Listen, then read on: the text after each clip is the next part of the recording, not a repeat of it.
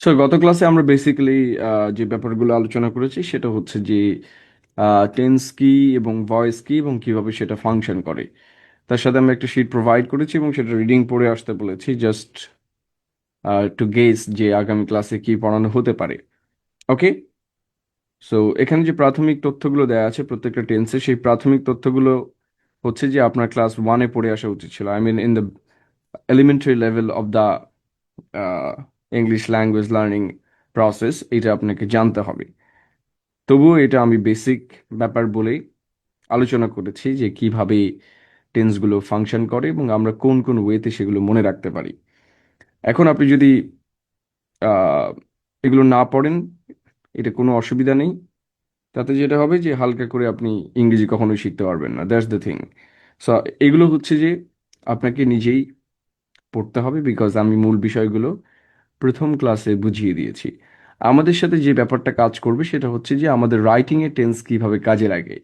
এর বাইরে যে বিষয়গুলো রয়েছে সেটা আমাদের আসলে আগে থেকে শেখা উচিত ছিল। আই মিন এটা জেনে আসা রাইটিং ক্লাস ম্যান্ডেটরি। আপনি যদি না জানেন তাহলে you are not fit for this class, মানে আপনার রাইটিং ব্যাচে ভর্তি হওয়া ঠিক হয় নাই। You should enroll the foundation course. ওকে,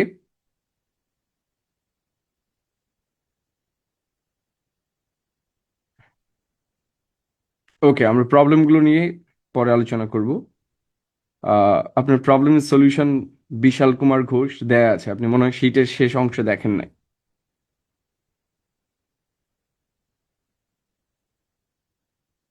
একটু পড়ালেখা তো করা লাগবে নাকি? শীটটা যখন আপডেট দিয়েছি সেখানে তো দেয়া আছে। একদম শেষের শেষ অংশ দেখেন তো কি লেখা আছে।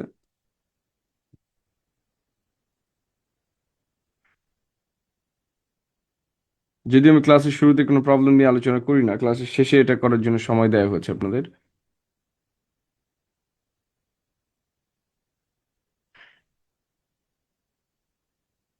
এই দেখেন, আপনার প্রশ্নের উত্তর আমি দিয়ে রেখেছি।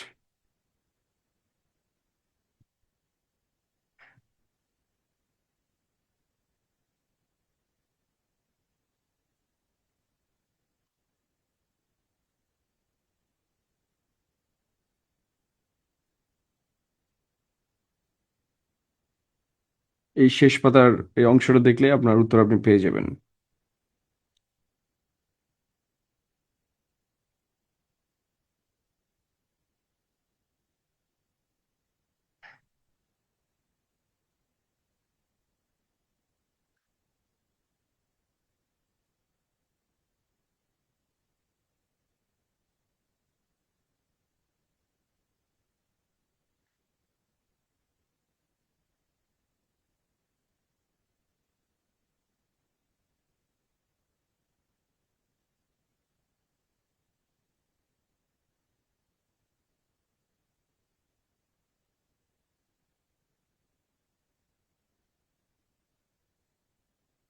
ওকে, সো আপনাদেরকে আমি শিখিয়েছি কিভাবে অ্যাক্টিভ এবং প্যাসিভ ভয়েস ব্যবহার করতে হয়। যদিও আপনার কাছে এখন বিরাট সহজ মনে হবে, ইফ ইউ ডোন্ট প্র্যাকটিস এটা আসলে কোনো ধরনের কাজে দিবে না। And it's totally okay, if you don't practice you will learn nothing actually. হ্যাঁ, অনেক বিদ্যাসাগর আছে যারা মনে করে আমি এটা পারি। সো একসময় পারতে পারতে দেখা যায় যে পরীক্ষার হলে বা যখন আমার ইংরেজিটা প্রয়োজন হয় দেন আমি ডেলিভার করতে পারি না। এটা দেশের 99.9% স্টুডেন্টের সমস্যা। When they write and when they speak, this flaws are visible to them. So that's the problem, যে আমাদেরকে প্র্যাকটিস করতে হবে। অ্যান্ড এর জন্য আমি নিজে করুন একটা সেশন দিয়েছি, যে এই নিজে নিজে এগুলো যদি আমরা প্র্যাকটিস করি দেন এটার একটা সলিউশন পাওয়া যেতে পারে। এবং মনে রাখতে হবে এগুলো খুবই কিন্তু ক্লাস সিক্সের বিষয়, মানে আপনি যদি কোনো একটা একাডেমিক লেভেলের রাইটিং কোর্স করতে চান বা একটা ক্লাস করতে চান, আপনাকে ধরেন ঢাকা ইউনিভার্সিটির এমসিকিউ পাশ করে আসতে হবে, সহজ কথা। রিটেন পাশ না করলে চলবে, মানে আপনাকে আগে এমসিকিউ পাশ করতে হবে, দেন আপনি হচ্ছে এলিজিবল টু লার্ন দিস। তার মানে আপনার যে গ্যাপগুলো আছে সেটা এর মধ্য দিয়ে পূরণ করে আসতে হবে। এই জন্য আমি বারবার সাজেস্ট করি যে স্টুডেন্টের বেসিক গ্রামার ভালো না হলে do not enrol any kind of writing courses. Okay, so then আমি যে অংশ থেকে পড়াবো সেটা হচ্ছে আমরা সিম্পল প্রেজেন্ট টেন্স কোথায় ব্যবহার করি। এটা হচ্ছে জেনারেল ইউজেস, অর্থাৎ গ্রামার আমরা কেন শিখি। কোনো ভাষাকে কারেক্ট করার জন্য। অর্থাৎ আমি যদি ভাষার একেবারে কিছুই না জানি, তাহলে ডিম আগে না মুরগি আগে, বিষয়টা এরকম দাঁড়ায়। আপনি যদি ভাষার কিছু না জানেন, তাহলে গ্রামার জেনে আলটিমেটলি কোনো ধরনের লাভ নেই। আমরা ছোটবেলা থেকে একেবারে গ্রামারিয়ান হওয়ার একটা প্রতিযোগিতা করি। কোনটা কোন টেন্স কোথায় এস বাই এস হলো না, এটা নিয়ে আমাদের একটা বিশাল মাথা ব্যথা আছে। অথচ ক লিখতে কলম ভেঙে যায়। যখনই বলবেন একটা ইংরেজিতে এসে লেখেন, বা একটা আর্টিকেল লেখেন, একটা বক্তৃতা করেন, বা আপনি এত ভালো বাংলা পারেন তবু একটা বাংলা প্রবন্ধ লেখেন, তো নিজে কয়জন পারে? তার মানে ভাষার সর্বোচ্চ প্রয়োগ হচ্ছে লেখালেখিতে। আপনি কোনো ভাষা কত ভালো জানেন সেটা হচ্ছে প্রতিফলিত হবে আপনার লেখাতে। সো গ্রামার টোটালি ফাংশন করে কোথায়? ধরেন আপনি ইংরেজিতে লেভেল 1 পর্যন্ত জানেন, তো আপনি যদি ভালো গ্রামার জানেন তাহলে লেভেল 1 থেকে আপনি লেভেল 2-তে শিফট করবেন। অর্থাৎ ভাষাটাকে শুদ্ধভাবে বলতে, পড়তে, লিখতে সাহায্য করে। এই জিনিসটা বুঝতে হবে যে আগে ভাষা জানতে হবে, টুকিটাকি জানতে হবে, দেন গ্রামার যেটা করবে ওইটাকে পলিশ করবে। পলিশটা বোঝেন নাকি? চকচকে করবে, মানে ফিনিশিং দিবে আর কি। তো আপনার ধরেন ভাষার কিছুই জানেন না, বিরাট গ্রামার জানেন, তো জেনে কোনো লাভ আছে? আপনি কিসে কাজ করবেন? ওই গ্রামার কার উপর প্রয়োগ করবেন? সো সবসময় ভাষা আগে জানতে হবে, কিছু না হলেও জানতে হবে টুকটাক, দেন এটা আপনি অ্যাপ্লাই করতে পারবেন হোয়াট এভার। সো এই যে ভাষার ক্ষেত্রে, ভাষার নানা অংশে আমরা যখন স্পোকেন ইংরেজি ব্যবহার করি, বা outside the written English and within the written English আমরা কিছু গ্রামারের রুল ফলো করি। সেই রুলগুলো আসলে কিভাবে তৈরি করা হয়? একটা স্যাম্পল স্ট্র্যাটেজি ফলো করে। আই মিন, ধরেন একইভাবে ইংরেজিতে 20টা বাক্য বলা হয়, তাহলে আমরা 20টা বাক্যকে পাশাপাশি লিখি, লিখে আমরা দেখি যে এই বাক্যগুলোর মধ্যে কোনো মিল এবং অমিল আছে কিনা।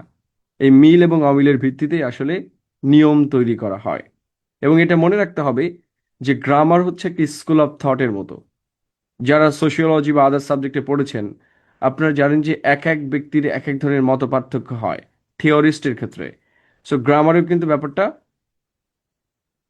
সেম। ঠিক আছে? এটা মনে রাখতে হবে যে আপনি একটা ভিন্ন গ্রামার বই পড়েছেন এবং এখানে ধরেন নাউনকে অন্য কোনো একটা নামে মানে ডিফাইন করা হয়েছে, এর মানে বিশ্ব জয় করছেন এমন কিছু না। এর মানে হচ্ছে যে দুইটা ডিফারেন্ট স্কুল অফ থট, মানে যে কোনো দুইজন ভাষাবিজ্ঞানী একই বিষয়কে নানাভাবে ব্যাখ্যা করতে পারেন। So that's a different definition. এর মানে এই না আপনি আগে যা পড়ছিলেন সব ভুল। ঠিক আছে? এটা আসলে কিছুই না। মানে এটা হচ্ছে ডেফিনেটিভ কন্ট্রোভার্সি। আপনি যদি দেখেন যে সুনীতি কুমার চ্যাটার্জি আর শহীদুল ডক্টর শহীদুল ডক্টর মোহাম্মদ শহীদুল্লাহ আর কি, তো ডক্টর মোহাম্মদ শহীদুল্লাহর সাথে সুনীতি কুমার চ্যাটার্জির অনেক অমিল আছে, এবং একই বিষয়ে দুইজন দুরকম মতামত দেয় সবখানে। তো এর মানে এই না যে দুইটাই ভুল বা দুইটাই সঠিক, বরং দুইটা হচ্ছে দুইটা ডিফারেন্ট ব্যক্তির opinion. There is no fact. So গ্রামারের ক্ষেত্রে ফ্যাক্ট বলে কিছু নাই। এটা হচ্ছে ওভার জেনারেলাইজেশন। এই জিনিসটা বুঝতে হবে, এটা ম্যাথামেটিক্স না, it's totally a language. So আমি একটা জিনিসকে কিভাবে ক্যাটাগরাইজ করছি এটার উপর ডিপেন্ড করছে, এক এক বই এক একভাবে লেখা থাকবে। সো গ্রামার নিয়ে যদি আপনি বেশি মাথা ঘামান তাহলে কোনো ভাষা আপনি শিখতে পারবেন না। গ্রামার বলতে আপনাকে বুঝতে হবে এই জিনিসটা কোথায় ব্যবহার করা হয়, এটাকে আমরা বলি ইউজাস। সো আপনি যদি গ্রামার শেখেন, ইটস টোটালি ইউজাস বেস হইতে হবে। কোথায় এটা ব্যবহার করা হয় এটা খুবই গুরুত্বপূর্ণ, এটা কি বলে এটা গুরুত্বপূর্ণ নয়। সো আমরা দেখবেন যে কিছু হলেই একটা ফেসবুক গ্রুপ খোলা হয় ইংরেজির, সেখানে গ্রামার নিয়ে নানা ধরনের চর্চা করা হয়, এখানে এটা কি হবে, ওখানে এটা কি হবে। হ্যাঁ, তারপর হচ্ছে যে এইটার নাম অমুক বই এটা দেয়া আছে, ইংরেজিতে এই নতুন গ্রামার বই আসছে, এটা নিয়ে অনেক ছেলে মেয়ে দৌড়াদৌড়ি করে। অ্যান্ড আলটিমেটলি যেটা হয়, যারা দৌড়াদৌড়ি করে কেউই ইংরেজি ভাষা ভালো বলতে পারে না, লিখতে পারে না।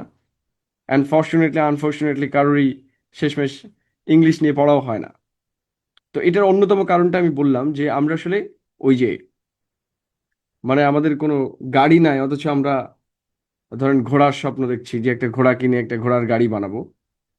সো আলটিমেটলি আপনাকে দুইটাই থাকতে হবে, দ্য ডাবল স্কিল। এই জন্য আমরা সবসময় ফোকাস করব যে গ্রামারটা কিভাবে অ্যাপ্লাই করা যায়, মানে কোথায় আমরা ঠিক ব্যবহার করতে পারি জিনিসটা।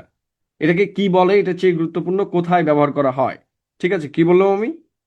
আমাদের সবসময় মনে রাখতে হবে যে এই জিনিসটার প্রায়োগিক দিক কোথায়, আমরা কোথায় অ্যাপ্লাই করতে পারবো। আর ক্লিয়ার? আমাদের কাছে সিম্পল প্রেজেন্ট টেন্স কাকে বলে এটার চেয়ে গুরুত্বপূর্ণ কি? সিম্পল প্রেজেন্ট টেন্স আমরা রাইটিং অ্যান্ড স্পোকেন পার্টে কোথায় ব্যবহার করতে পারবো? বুঝাতে পেরেছি? সব ক্ষেত্রে আপনি এখন থেকে যা যা শিখবেন, আপনাকে মনে রাখতে হবে যে if you get no return, মানে return on investment, never invest. So ইংরেজিতে সেম ব্যাপার, যে আপনি এটা কোথায় প্রয়োগ করবেন যদি না জানেন, নেভার লার্ন ইট, রাদার এটা ভুলে যাওয়াই বেটার। ওকে? সো আমরা এখানে কিছু ভার্ব পেয়েছি, যে ভার্বগুলো বাই ডিফল্ট কখনো কন্টিনিউয়াস টেন্সে ব্যবহৃত হয় না বা প্রোগ্রেসিভ টেন্সে ব্যবহৃত হয় না।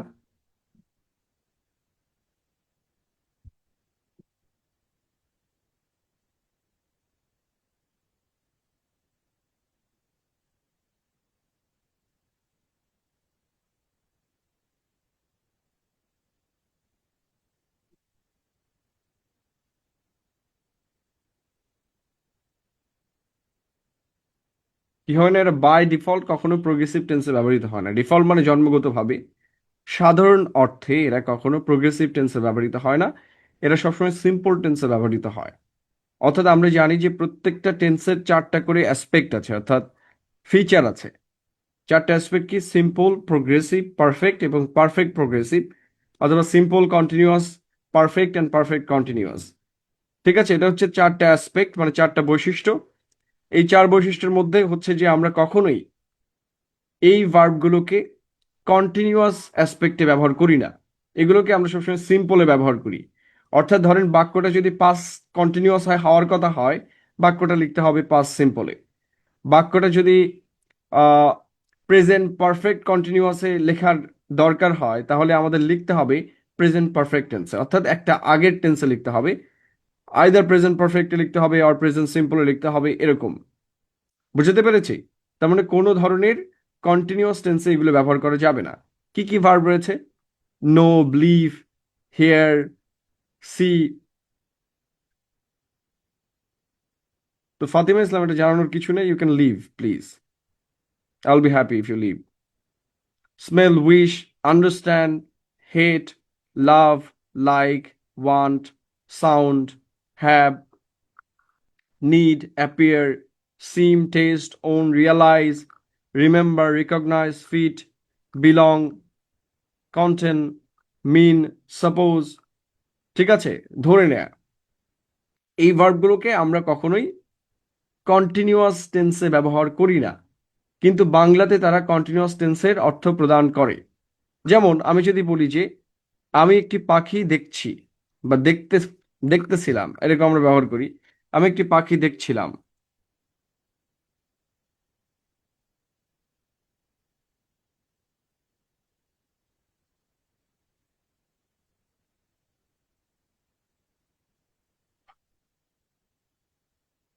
তাহলে আমরা জানি যে তে ছিলাম বা এই টাইপের কিছু থাকলে এটা হচ্ছে পাস্ট কন্টিনিউয়াস টেন্স হয়। অর্থাৎ বাংলা যদি আমরা হিসেব করি, অর্থাৎ বাংলা যে টেন্স রয়েছে, বাংলাতে বলে আবার ক্রিয়ার কাল, অদ্ভুত ব্যাপার স্যাপার। সো আমি একটা পাখি দেখছিলাম। দেখেন, আমরা ন্যাচারালি এটাকে দেখে আমাদের মনে হবে পাস্ট কন্টিনিউয়াস টেন্স, কিন্তু ইংরেজিতে লেখার সময় আপনি পাস্ট কন্টিনিউয়াসে এটা লিখতে পারবেন না। অর্থাৎ বাংলাতে অনুবাদ করার সময় আপনাকে পাস্ট কন্টিনিউয়াসে অনুবাদ করতে হবে, বাট ইংরেজিতে লেখার সময় আপনাকে কি করতে হবে? পাস্ট সিম্পলে লিখতে হবে। অর্থাৎ যেটা যে কন্টিনিউয়াস থাকবে ওটার আগেরটাই লিখতে হবে। যদি পাস্ট কন্টিনিউয়াস থাকে পাস্ট সিম্পলে লিখতে হবে। তাহলে কি হবে? I saw a bird.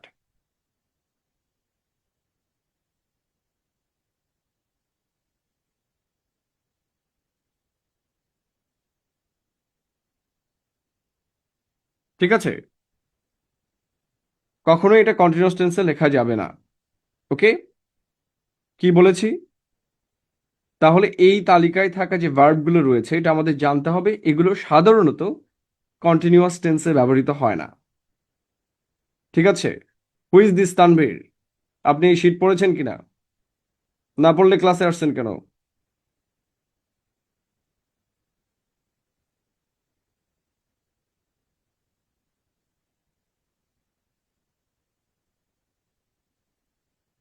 Salauddin Dewan, it's not okay. Watch হচ্ছে একটা বিশেষ ক্ষেত্রে ব্যবহৃত হয়। সাধারণত ইমেজের ক্ষেত্রে আমরা ওয়াচ ব্যবহার করি।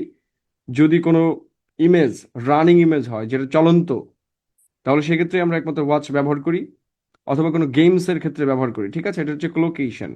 বার্ডের সাথে আমরা ওয়াচ ব্যবহার করি না, সি ব্যবহার করি। এটা যদি আপনি জানতে চান, you have to use dictionary, যে কোথায় কোন শব্দ ব্যবহার করতে হয়। Okay, whatever. ধরেন আমি একটি অ্যারোপ্লেন দেখতেছি, তাহলে আই সি অ্যান অ্যারোপ্লেন। তাহলে আমাদের বাক্যটা কিন্তু বাংলার ক্ষেত্রে আমরা কি দেখছি? কন্টিনিউয়াসে, রাইট? দেখতেছি কথাটা আছে, আমি একটি অ্যারোপ্লেন দেখতেছি, কোন টেন্সে আছে? Present continuous. তাহলে ইংরেজিতে কিসে লিখতে হবে? ভার্বটা কি? দেখা। ধরেন দেখার ক্ষেত্রে আমরা আর্গুমেন্টে না গিয়ে আমরা অন্য কোনো ধরনের ভার্ব ব্যবহার না করে সিটাই ব্যবহার করব ধরেন, কারণ সি আমাদের সবচেয়ে পরিচিত ভার্ব। সিটাই আমরা ব্যবহার করতে চাই, তাহলে সি ভার্বটা যদি আমরা ব্যবহার করি, তাহলে সি ভার্বটা কন্টিনিউয়াসে ব্যবহার করা যাবে না। আই সি অ্যান অ্যারোপ্লেন, আমি একটি সুন্দর পাখি দেখছি, দেখেন এটাও প্রেজেন্ট কন্টিনিউয়াস, তাহলে লিখতে হবে কিসে?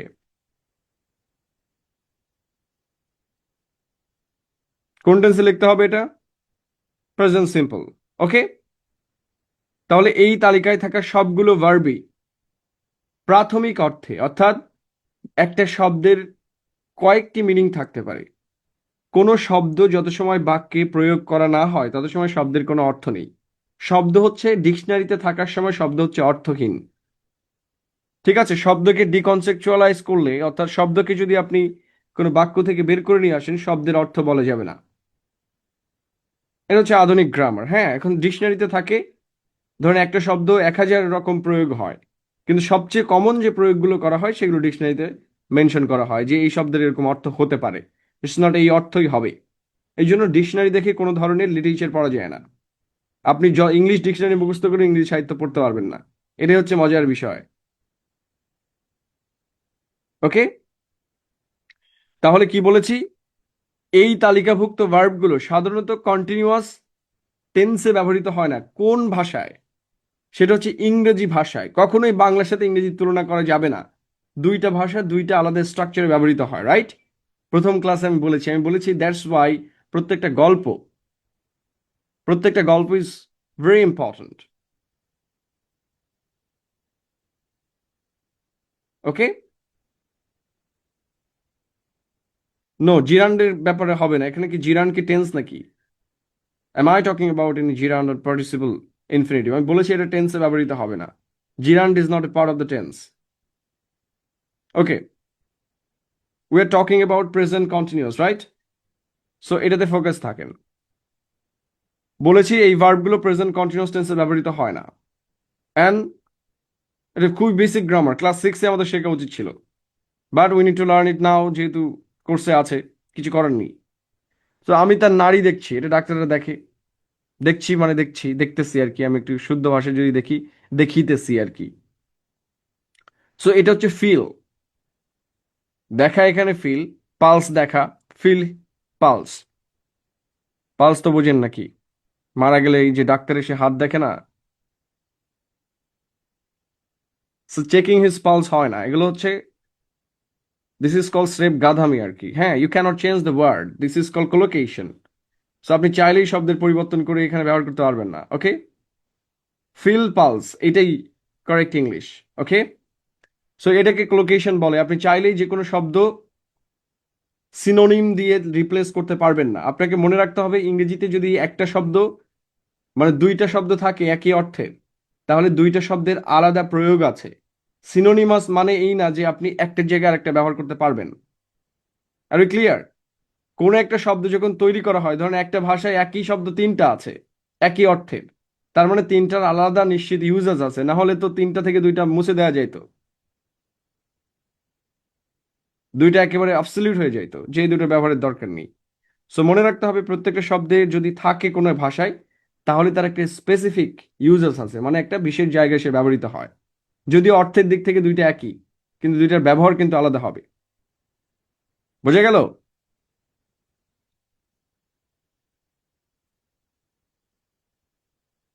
এগুলো আমরা যখন সামনের দিকে যাব তখন এগুলো ক্লিয়ার হবে। হোয়াট এভার, আমার খুব শীত লাগছে, সো ফিল, অনুভব করা সম্পর্কিত কোনো ভার্ব আমরা বলেছি যে এই তালিকাভুক্ত ভার্বগুলা। এখন যদি আপনি এমন কোনো ভার্ব ব্যবহার করেন যে ভার্বটা এই তালিকার বাইরে, তাহলে কিন্তু এই নিয়ম প্রযোজ্য নয়। ওকে, মানে অর্থ একই হলে এই নিয়ম প্রযোজ্য নয়, শুধুমাত্র এই ভার্বগুলোর ক্ষেত্রে এটা হবে। এই ভার্বগুলো যদি আপনি ইংরেজিতে ব্যবহার করেন তাহলে এদেরকে কন্টিনিউয়াসে ব্যবহার করতে পারবেন না। কোন অর্থে? সাধারণ অর্থে। যেমন আমি কি বলছি তুমি কি বুঝছো, আমরা এরকম বলি না? তার মানে আমি কি বলিতেছি তুমি কি বুঝিতেছো, তার মানে দিস ইজ কন্টিনিউয়াস টেন্স। কিন্তু আমরা আর ইউ আন্ডারস্ট্যান্ডিং লিখি না, আমরা লিখি ডু ইউ আন্ডারস্ট্যান্ড। কারণ ভার্বটা হচ্ছে আন্ডারস্ট্যান্ড, এই ভার্বটাকে কি করা যাবে না, কন্টিনিউয়াস করা যাবে না।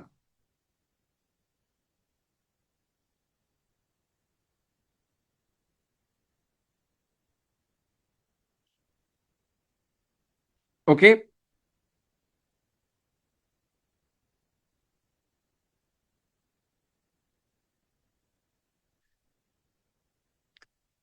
তোমার সাথে এটি যাচ্ছে না বা মানাচ্ছে না।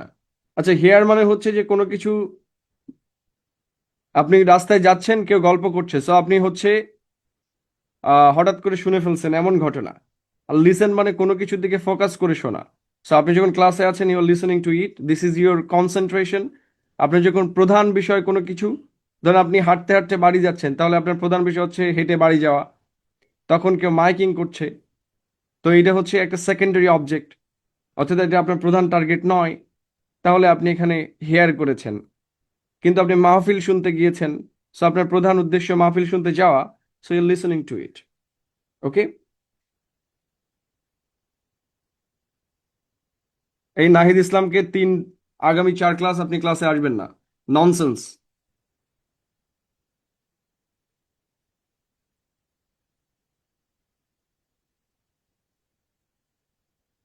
এই তানভীর, এটাকে বের করে দাও ক্লাস থেকে।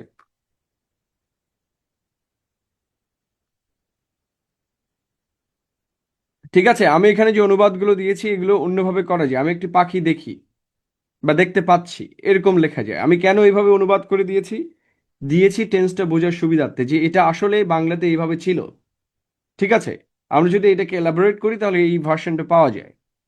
তোমার সাথে এটি যাচ্ছে না বা যায় না, আমরা এরকম বলি। কিন্তু কথাটা হচ্ছে তোমার সাথে এটি যাচ্ছে না, আসলে মূল ব্যাপারটা যে তোমার সাথে এটি যাচ্ছে না। কিন্তু ভার্বটা হচ্ছে সাথে যাওয়া, মানে হচ্ছে fit. It does not fit you. কিন্তু মূল বাক্যটা it is not fitting you.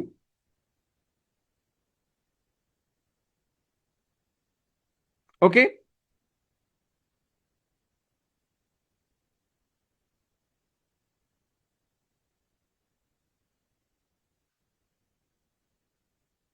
এই নাবিল ইসলামটা কে? আমি বলেছি যে শীটটা পড়ে আসতে, রাইট? আপনি যেটা বলেছেন সেটা আমি এর পরে আলোচনা করেছি। মাস্টার আগে দৌড়ে দিতে হবে না। আমি কিন্তু ক্লাসে খুবই স্ট্রিক্ট, উল্টাপাল্টা করলে ক্লাস থেকে বাইর করে দিব। অফলাইন হলে তো আরো খুব সুন্দর করে বের করে দেওয়া যায়, অনলাইনে আরো সুন্দর পদ্ধতি আছে, অটোমেটিক্যালি ক্লাস থেকে বাইরে হয়ে যাবেন, নিজেও টের পাবেন না। সো আপনাকে বলেছি যে ক্লাসের টপিকসে ফোকাস থাকতে হবে, আমি জানি কোথায় কি আছে। ওকে, এই শীটটা তো ছোট না, সো এখানে সবকিছুই আছে।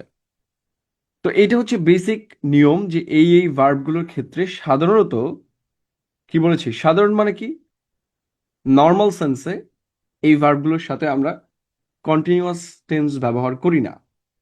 So this is the reality. এবং এটার বাইরে নিয়ম আছে যে কোথায় কন্টিনিউয়াস টেন্স ব্যবহার করা যাবে। তাহলে সাধারণ নিয়মটা কি, যে আমরা সাধারণত কি করি, এই ভার্বগুলোর সাথে কন্টিনিউয়াস ব্যবহার করি না। তার মানে হচ্ছে সাধারণের বাইরে কি থাকে, একটা অসাধারণ ব্যাপার থাকে। সাধারণত করি না মানে কিছু জায়গাতে আমরা এটা করতে পারি। এবং করা মানে হচ্ছে অর্থের পরিবর্তন করা। একটা শব্দের যে প্রাথমিক অর্থ থাকে সেই প্রাথমিক অর্থের পরিবর্তন করা। সি মানে যখন দেখা, তখন সেটা সাধারণ অর্থে আমরা কখনোই কন্টিনিউয়াস ব্যবহার করি না। তাহলে সি এর বিশেষ কোনো ব্যবহার রয়েছে যেখানে আমরা এটা কন্টিনিউয়াস করি, রাইট? আমরা কিন্তু এটা দিয়েছি যে কোথায় আমরা কন্টিনিউয়াস ব্যবহার করতে পারি। যেমন আমাদের একটা ভার্ব রয়েছে থিঙ্ক। থিঙ্ক ভার্বটাই আমরা কখনো কখনো কন্টিনিউয়াস করতে পারি। তাহলে আমাদের বুঝতে হবে যে আমাদের সাধারণ নিয়মটা কি। সাধারণ নিয়ম হচ্ছে এই ভার্বগুলোর সাথে কন্টিনিউয়াস ব্যবহার করা যাবে না। এখন যেখানে যত কঠোর রুল আছে সেখানে কিছু ওয়েভার আছে। যেমন আমি যদি নেতা হই, তাহলে দেশে যে আইন আছে নেতার জন্য সে আইন প্রযোজ্য নয়, এটা স্বাভাবিক ব্যাপার। তাহলে নেতা আর কর্মীর মধ্যে ডিফারেন্স থাকলো কই? তাই না? মানে আইনের কিছু ব্যত্যয় সবসময় থাকবে এবং এটাই আইনের সৌন্দর্য। আইন কেউ না কেউ ভায়োলেট করবে, জরিমানা দিবে, জেলে যাবে। তাহলে জেল না থাকলে, জাস্টিস না থাকলে, কোর্ট না থাকলে চলবে কি করে? সো লাইক দ্যাট, যখন থিঙ্ক অর্থ বিশ্বাস করা বা মতামত দেওয়া, তখন আমরা সাধারণত কন্টিনিউয়াস টেন্স ব্যবহার করি না। অর্থাৎ তখন শুধুমাত্র আমরা সিম্পলে লিখতে পারবো অথবা পারফেক্টে লিখতে পারবো। ঠিক আছে? ধরেন প্রেজেন্ট পারফেক্ট কন্টিনিউয়াস টেন্স হলে আমরা কি করব? প্রেজেন্ট পারফেক্ট টেন্সে লিখবো।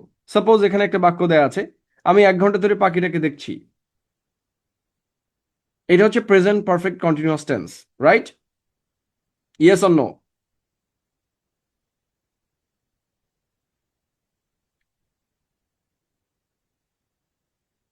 এটা হচ্ছে প্রেজেন্ট পারফেক্ট কন্টিনিউয়াস টেন্স, কিন্তু লেখার সময় আমাকে কি লিখতে হবে? প্রেজেন্ট পারফেক্ট টেন্সে। যেহেতু ভার্বটা হচ্ছে দেখা, আই মিন সি, তাহলে কি লিখতে হবে?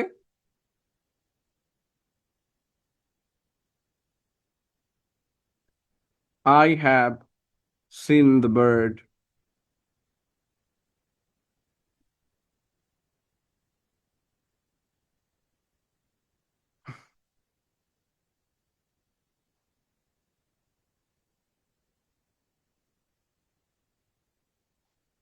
ফর 1 আওয়ার বা অ্যান আওয়ার, যেটাই লেখেন। আমি কি বোঝাতে পেরেছি? মূল গ্রামারটা তাহলে কি আমরা কন্টিনিউয়াসলি ব্যবহার করতে পারবো না? এখন আমাদের আলোচনার বিষয় হচ্ছে যে, ধরেন আমরা কিছু ঘাওড়া লোক আছি যারা চাই কন্টিনিউয়াসলি ব্যবহার করেই ছাড়বো, তাহলে আমরা কখন এটা ব্যবহার করতে পারবো? কখন পারবো? যদি থিঙ্ক অর্থ বিবেচনা করা বা পুঙ্খানুপুঙ্খ ভেবে দেখা। তুমি আমার কথাটা ভেবে দেখো, তুমি আমার ব্যাপারটা দেখো। থিঙ্কের অর্থ যখন কনসিডার বা বিবেচনা করা বা সিদ্ধান্ত নেয়ার আগে পুঙ্খানুপুঙ্খভাবে ভেবে দেখা, তখন চাইলে সেটা কন্টিনিউয়াস টেন্সে ব্যবহার করা যায়। ধরেন চাইলে কন্টিনিউয়াসে ব্যবহার করা যায়, এর মানে কি দাঁড়ায়? এর মানে হচ্ছে যে আপনি সিম্পলে তো ব্যবহার করতেই পারবেন, চাইলে আপনার যদি মন বিরাট চায়, মানে আপনি চাইলে এটাকে টেনে টুনে কন্টিনিউয়াস বানাইতে পারবেন।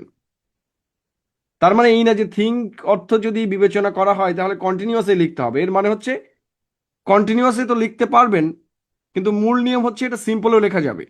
অর্থাৎ সিম্পল হচ্ছে এর মূল নিয়ম। আমরা আগেই পড়েছি যে সবসময় সিম্পল লিখতে হবে, কিন্তু আপনি চাইলে এটাকে কন্টিনিউয়াস করতে পারেন, অর্থাৎ কন্টিনিউয়াস না করলেও চলবে। বুঝতে পেরেছি? Am I clear?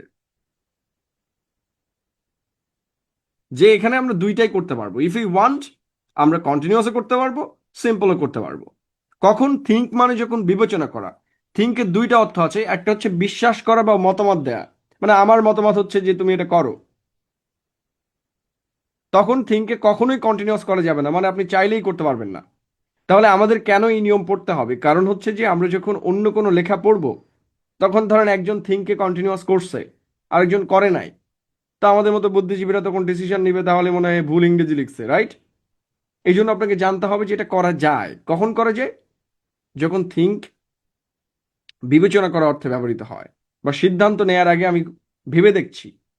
বলে না যে তোমার ব্যাপারটা আমি ভেবে দেখছি কি করা যায়।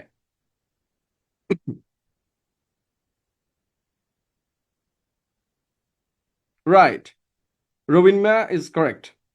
I am thinking him as a teacher of my school. তাকে বিবেচনা করছি। ওকে? কেন সাধারণত আইএনজি হচ্ছে না? আমি তো অলরেডি বলেছি যে কেন হচ্ছে না। যে ভার্বগুলো স্টেটিভ ভার্ব, সো আমরা স্টেটিভের প্রশ্নেই যাব না। আমাদের কথা হচ্ছে যে একটা তালিকাভুক্ত ভার্ব রয়েছে, যে ভার্বগুলোকে আমরা কখনোই কন্টিনিউয়াস টেন্সে ব্যবহার করি না। কারণ ইংরেজি আমাদের তৈরি নয়, সো ওই ভাষাতে এইভাবে কন্টিনিউয়াসে ব্যবহৃত হয় না। ঠিক আছে? আওয়ার কোশ্চেন ইজ দ্যাট, যেহেতু এটা বিজ্ঞান নয়, কোনোভাবেই আপনি ল্যাব থেকে ভাষা তৈরি করতে পারবেন না, রাইট? যেভাবে আছে আমাদের ওইভাবেই শিখতে হবে। সো দেখেন, I think Mary is Canadian but I am not sure. So দেখেন, I think Mary is Canadian. So I think মানে হচ্ছে যে আমার মতে, আমি বিশ্বাস করি দ্যাটস ইট। সো যেখানে মতামত দেয়া সেখানে কন্টিনিউয়াসলি ব্যবহার করা যাবেই না। So I am thinking Mary is Canadian এটা লিখলে ইট ইজ গ্রামাটিক্যালি ইনকারেক্ট।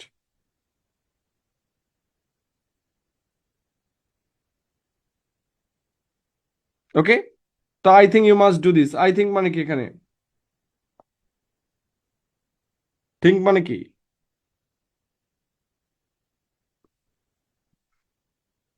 অর্থ কি দাঁড়ায়? বিলিভ না, মতে, আমার মতে। আই থিঙ্ক মানে বিবেচনা করা, you must do it. Brain ট্রেন খাটান তাহলে মিনিং বুঝতে পারবেন, এখানে বিবেচনা করতে আসছে। এটা আমার মতে আর কি, তাই না? আমার মতে তোমার এটা করা উচিত, রাইট? This is opinion. সে এখানে বিবেচনা করার অর্থ ধরছে, এরকম অর্থ ধরলে তো হবে না, রাইট? যখন ইন মাই ওপিনিয়ন তখন কি হবে? কখনোই কন্টিনিউয়াস করা যাবে না, right? So I am thinking তখন করা যাবে না। বাট যখন এটা বিবেচনা করা, যেমন আমি হচ্ছে চাকরিটা ছেড়ে দেওয়ার কথা বিবেচনা করছি, সো তাহলে Nicky is thinking of giving up her job. Thinking মানে কি? বিবেচনা করছি যে আসলে চাকরিটা ছেড়ে যাওয়া যায় কিনা, ভেবে দেখছি আর কি। ঠিক আছে, একটা গান আছে না, ভেবে দেখেছো কি তারারাও যত আলোকবর্ষ দূরে? এই ভেবে দেখা, এই ভেবে দেখা যখন থিঙ্ক হয় তখন এটা কন্টিনিউয়াস টেন্সে ব্যবহার করা যায়। Are you clear?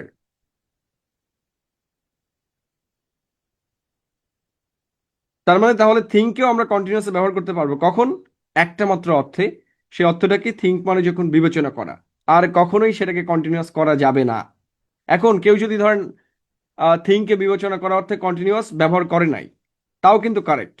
অর্থাৎ I am thinking about what happened, I often think about it. দেখেন, তাহলে I am thinking about what happened, I often think about what happened, right? It লেখা আছে মানে হোয়াট হ্যাপেন্ড, মানে দুইটা বাক্য একই। তো আমাদের সবসময় উচিত হচ্ছে থিঙ্ককে কন্টিনিউয়াসলি ব্যবহার না করা। কারণ কি? না করলে আমাদের আর কোনো চাপ নেই, অর্থাৎ ভুল যাওয়ার কোনো চান্স নেই। কিন্তু আপনি যদি চান না আমি ব্যবহার করেই ছাড়বো, তখন একবারই ব্যবহার করতে পারবেন, সেটা হচ্ছে ভেবে দেখা অর্থে। কিন্তু এটা কিন্তু আপনি সিম্পলেও লিখতে পারবেন, এখানে প্রত্যেকটা দুবার দেয়া আছে, তাই না? তার মানে কেউ যদি সিম্পলে লেখে তাহলে তো এমনিই কারেক্ট, কারণ প্রধান নিয়মটা কি? যে সিম্পলে লিখতে হবে।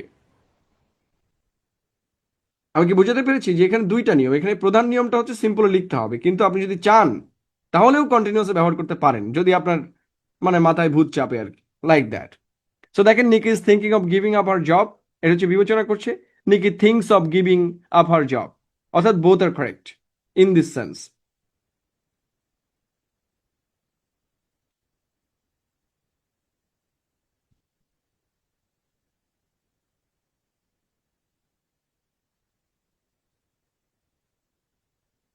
আমি আপনার প্রশ্ন বুঝি নাই। সো লাভ, দেখেন আমি আপনাকে ধরেন আমি বললাম আমি তোমাকে ভালোবাসি, তার মানে কি এখন কি ভালোবাসছি না? অর্থাৎ এটা অটোমেটিক্যালি কন্টিনিউয়াস টেন্স, বাট আমরা তো লিখি না,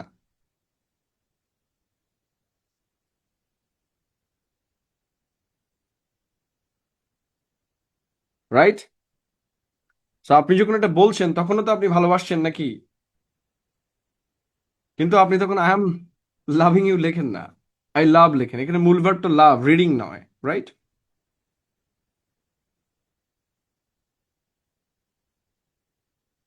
আপনি তো কিছুই বুঝলেন না, এখানে রিডিং নিয়ে আপনি লাফালাফি করছেন কেন? এখানে লাভ, আই লাভ রিডিং মানে কি? এখানে মূল ভার্ব কোনটা? Leave, sorry love. ওর পরের অংশে কি আছে? It doesn't matter, it's a different question, যেখানে রিডিং কেন হলো। সো এটা সেকেন্ডারি ভার্ব, এটা নিয়ে আমাদের তো চিন্তা ভাবনা করে লাভ নাই, right? So see, hear, smell, taste, look, feel, এই ভার্বগুলো আমরা কখন কোথায় ব্যবহার করি? আমরা সাধারণত সি, হেয়ার, স্মেল, টেস্টের সাথে প্রেজেন্ট সিম্পল টেন্স ব্যবহার করি না, সরি ব্যবহার করি। ভাই আমরা এগুলো নিয়ে আলোচনা করছি না, যে I love to read thriller novels এটা কারেক্ট কি ইনকারেক্ট। আমরা টেন্স নিয়ে আলোচনা করছি, রাইট? এটা কি টেন্সের মধ্যে পড়ে? আমি বারবার ক্লাসে বলেছি you have to focus on this topic, কারণ এটা 60 পাতার একটা শীট। আপনি এখন ইনফিনিটিভ নাকি জিরান্ড হবে এটা পরের আলোচনার বিষয়, আমরা এটা নিয়ে আলোচনা করব। If you are in the foundation course please come here. You're welcome. আমরা ফোকাস করছি যে কিভাবে আমরা ভাষাটা ব্যবহার করতে পারি। ঠিক আছে, আপনার যদি গ্রামার নিয়ে কোনো ইন্টারেস্ট থাকে, please go to Google or go to my foundation batch, not here. So আমরা সাধারণত সি, হিয়ার, স্মেল টেস্টের সাথে প্রেজেন্ট সিম্পল টেন্স ব্যবহার করি। ওকে, তাহলে এই ভার্বগুলো আমরা সাধারণত প্রেজেন্ট সিম্পল টেন্সে লিখি, কন্টিনিউয়াসে লিখি না। কিন্তু একটা কিন্তু আছে। কিন্তুটা হচ্ছে যে কোনো ব্যক্তি কোনো বিশেষ মুহূর্তে কেমন লাগছে বা দেখাচ্ছে বা অনুভব করছে বোঝাতে লুক বা ফিলকে আমরা কন্টিনিউয়াস টেন্সে ব্যবহার করতে পারি। আবারও বলছি যে পারি মানে হচ্ছে যে না করলেও চলবে। ঠিক আছে, ধরুন আমি বললাম যে প্রেজেন্ট, এখানে দুইটা লিখে দিয়েছি, এবার প্রেজেন্ট সিম্পল অথবা কন্টিনিউয়াস ব্যবহার করতে পারি। সাপোজ কেউ দেখতে খুব সুন্দর, ঠিক আছে, কিন্তু কেউ দেখতে খুব সুন্দর, তাহলে শি লুকস বিউটিফুল। কিন্তু একজন ধরেন দেখতে তেমন সুন্দর নয়, কিন্তু একদিন খুব সেজে গুজে খুব সুন্দর করে আসছে, তাহলে আপনি বললেন ইউ আর লুকিং বিউটিফুল। এই দুটোর মধ্যে ডিফারেন্সটা কোথায়? ডিফারেন্সটা হচ্ছে কেউ যদি জেনারেলি যেমন, ওটার ক্ষেত্রে আমরা আসলে প্রেজেন্ট সিম্পল ব্যবহার করি। কিন্তু কারোর যদি sudden change in look or feeling, কি বলেছি? Sudden change in look or feeling, হঠাৎ যদি আচরণের, অর্থাৎ হঠাৎ যদি আমাদের ফিলিংসে অথবা চেহারার পরিবর্তন হয়, এই হঠাৎ পরিবর্তনটাকে আমরা আইডেন্টিফাই করার জন্য লুক এবং ফিলের সাথে কন্টিনিউয়াস টেন্স ব্যবহার করি। বুঝাতে পেরেছি?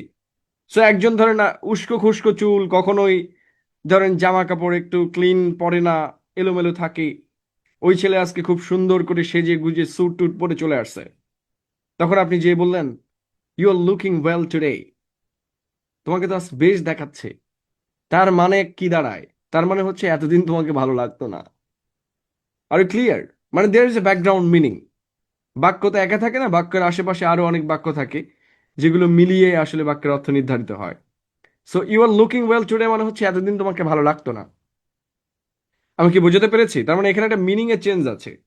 আপনি দুইটাই করতে পারবেন, ইউ আর লুকিং ওয়েল টুডেও বলতে পারবেন, ইউ লুক ওয়েল টুডেও বলতে পারবেন। কিন্তু ইউ লুক ওয়েল টুডে মানে হচ্ছে যে তোমাকে বরাবরই ভালো দেখে, আজকে ভালো দেখাচ্ছে। কিন্তু যখন আপনি ইউ আর লুকিং ওয়েল বলছেন, তখন sudden change in feeling and looking বোঝানো হয় যে এতদিন তোমাকে ভালো লাগতো না, today you are different from the other days.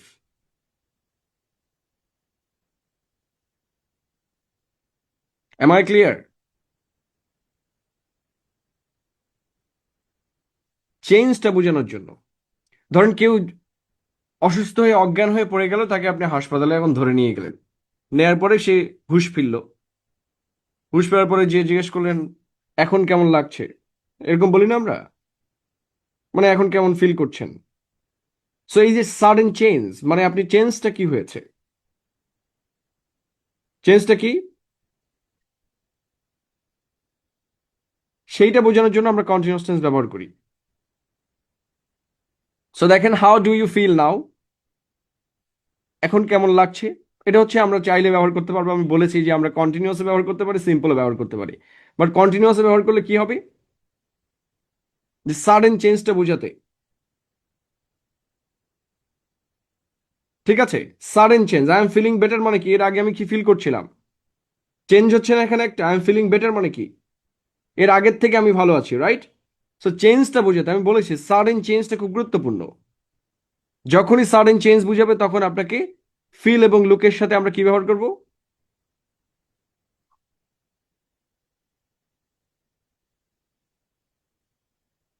No, change হলে প্রেজেন্ট সিম্পল ব্যবহার করা যাবে না।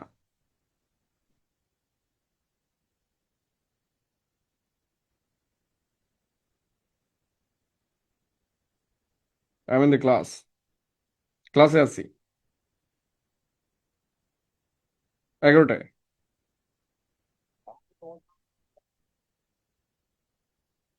নয়টার পরে ফোন দিয়েছেন, আপনার 9টার আগে আসার কথা।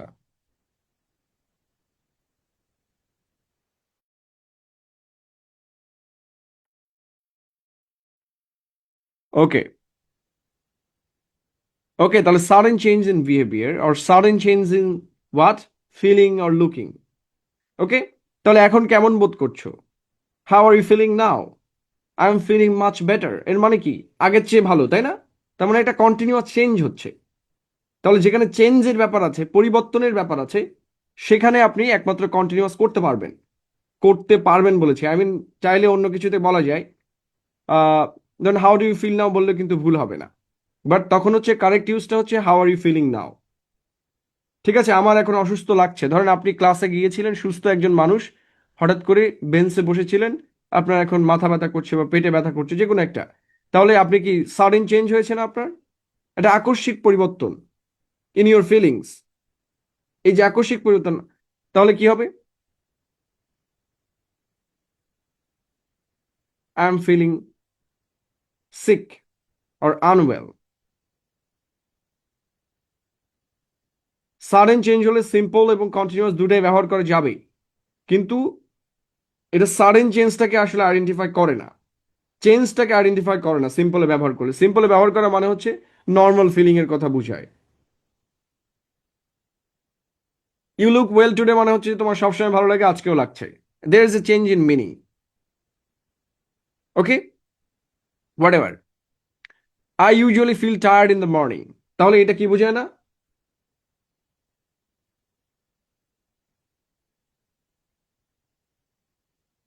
দেখেন, আমরা কি এখানে কোনো আকস্মিক পরিবর্তন বোঝাচ্ছি?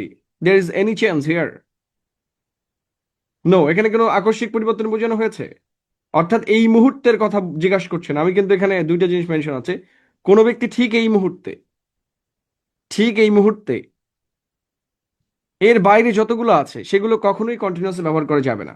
অর্থাৎ এখানে আপনি বলতে পারবেন না I am usually feeling tired in the morning. এখানে আপনার I usually feel tired in the morning বলতে হবে। তাহলে একটা ব্যাপার হচ্ছে যে কোনো বিশেষ মুহূর্তের লুক এবং ফিলিংস ঠিক কেমন এটা জানার জন্য আমরা কন্টিনিউয়াসলি ব্যবহার করি। অর্থাৎ সাডেন চেঞ্জ বোঝাতে আমরা সাধারণত ব্যবহার করে থাকি। আর ক্লিয়ার?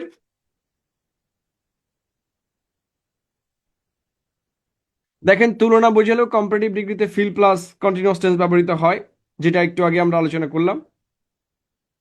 আগের থেকে কি এখনো ভালো বোধ করছো? This is a sudden change actually, ওইটারই একটা রুল এটা। So are you feeling better now. সাধারণত আমরা সি ভার্বকে কি হিসেবে ব্যবহার করি না, কন্টিনিউয়াস টেন্সে ব্যবহার করি না। সি মানে যখন দেখা, সি কে আমরা দেখা অর্থে আমরা যখন ব্যবহার করি তখন কন্টিনিউয়াসে ব্যবহার করি না, বাট সি অর্থ যখন হচ্ছে ভিজিট বা দেখা করা, তখন হচ্ছে সি কে কন্টিনিউয়াস টেন্সে ব্যবহার করা যায়। অর্থাৎ আমরা বলেছি যে একটা শব্দের অনেকগুলো অর্থ থাকতে পারে।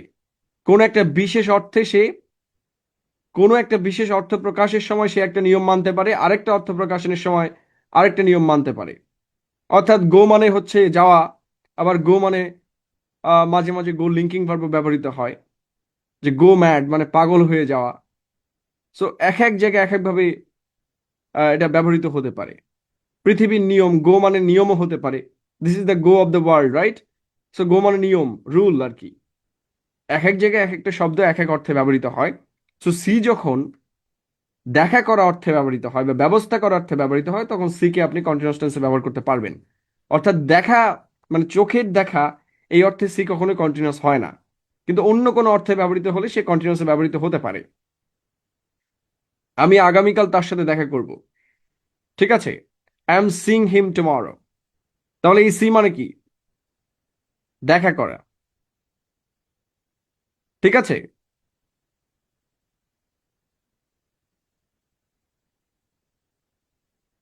এই সি অর্থ কি?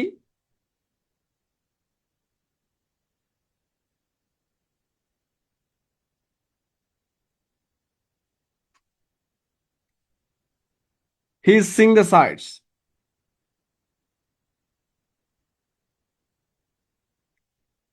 মানে ভিজিটিং। Okay, so the director is seeing the applicants tomorrow. দেখা করা, আবেদনকারীদের সাথে দেখা করবেন। He is seeing about tickets tonight, for tonight. তাহলে এই সি মানে কি? ভিজিট, সরি, ব্যবস্থা করা আর কি, ম্যানেজিং। তাহলে সি এর অনেকগুলো অর্থ আছে, যাদের কাছে অক্সফোর্ড ডিকশনারি আছে তারা দেখতে পারেন। সেখানে দেখবেন যে ভুক্তি বলে এটাকে। সো এই ভুক্তিতে অনেকগুলো অর্থ থাকে, মানে একটা একটা এরকম চিহ্ন থাকে, আমরা বুলেট পয়েন্ট বলি, কোথাও বুলেট থাকে, কোথাও বুলেট ছাড়াই থাকে। সো এই সি এর যখন অর্থ ভিজিট করা বা ব্যবস্থা করা, তখন সি কে আমরা কন্টিনিউয়াস টেন্সে ব্যবহার করি, বাট দেখা অর্থে আমরা ব্যবহার করি না। ঠিক আছে? সো আপনি চাইলে লিখতে পারেন যে I am visiting him tomorrow, অথবা I am seeing him tomorrow. এখন অনেক লোক তো আপনাকে ভিজিট ব্যবহার না করে সিও ব্যবহার করতে পারে, যারা নেটিভ স্পিকার। সেক্ষেত্রে আপনি তো আর ভাষা পরিবর্তন করতে পারবেন না, রাইট? সেক্ষেত্রে আপনি যেটা আছে ওটাতেই লিখতে হবে। দ্যাটস ওয়াই আপনাকে জানতে হবে যে এটা কোথায় কিভাবে ব্যবহৃত হয়। সো একটা বিশেষ ব্যবহার রয়েছে যে আমি দেখছি তো দেখছি, I am seeing and Singh. এটা হচ্ছে একটা আলাদা স্পেশাল ফ্রেজ, যে তখন আমরা সি ভার্বকে কন্টিনিউয়াসলি ব্যবহার করি যখন এই স্পেশাল মিনিংয়ে ব্যবহার করি। এটা একদম স্পেসিফিক ইডিয়ম। সো আমি দেখছি তো দেখছি, I am seeing and seeing. আমি তোমাকে দেখছি তো দেখছি, কবিদের মতো আর কি, I am seeing and seeing. See অর্থ মানে যদি বোঝা হয়, আই মিন আন্ডারস্ট্যান্ড। আমরা জানি আন্ডারস্ট্যান্ডেরও কি কি হয় না, কন্টিনিউয়াস হয় না। তো সি অর্থ যদি আন্ডারস্ট্যান্ড হয়, তাহলে আমরা কি করব? সি কে কখনোই কন্টিনিউয়াসলি ব্যবহার করব না। আমরা যখন বলি ও আই সি, মানে আই আন্ডারস্ট্যান্ড,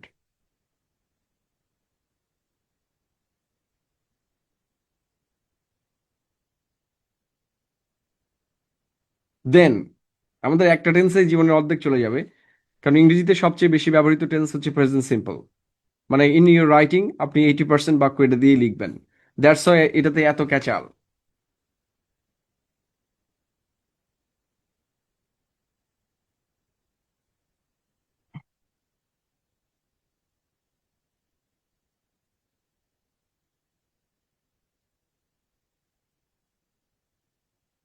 ঠিক আছে? সো দেখেন, আমরা সাধারণত বি ভার্বের সাথে আইএনজি যুক্ত করি না, অর্থাৎ আমরা বিং লিখি না কখনো। যে I am being a student, এরকম বাক্য দেখেছেন কখনো যে I am being a student? আমি স্টুডেন্ট আমরা লিখি। কিন্তু বি ভার্বকে কন্টিনিউয়াস টেন্সে ব্যবহার করতে দেখেছেন অ্যাক্টিভ ভয়েসে আর কি। প্যাসিভ ভয়েসে তো বি ভার্ব কন্টিনিউয়াসে ব্যবহৃত হয়, প্রেজেন্ট কন্টিনিউয়াসের প্যাসিভ ভয়েসে am being, is being, are being. But আপনি কখনোই অ্যাক্টিভ ভয়েসে বিং ভার্বটাকে মেইন ভার্ব হিসেবে দেখবেন না, যে okay I am being a student. এরকম দেখেছেন কোথাও? হ্যাভ ইউ এভার সিন ইট?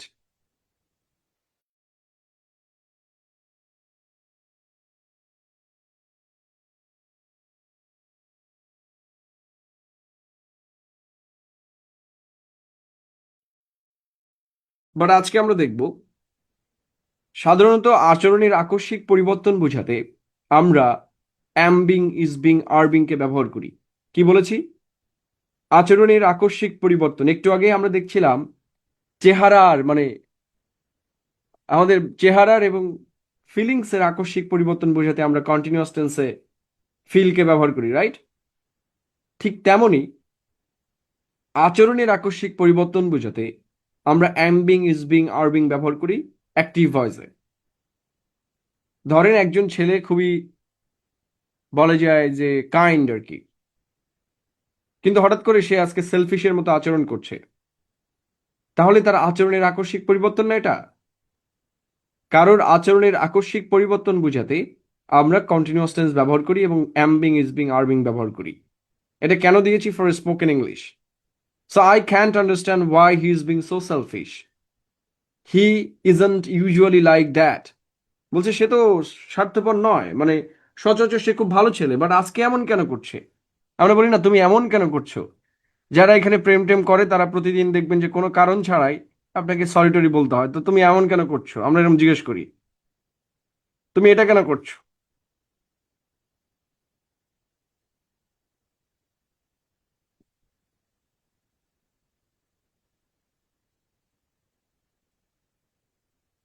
কি নো, বুঝলাম না।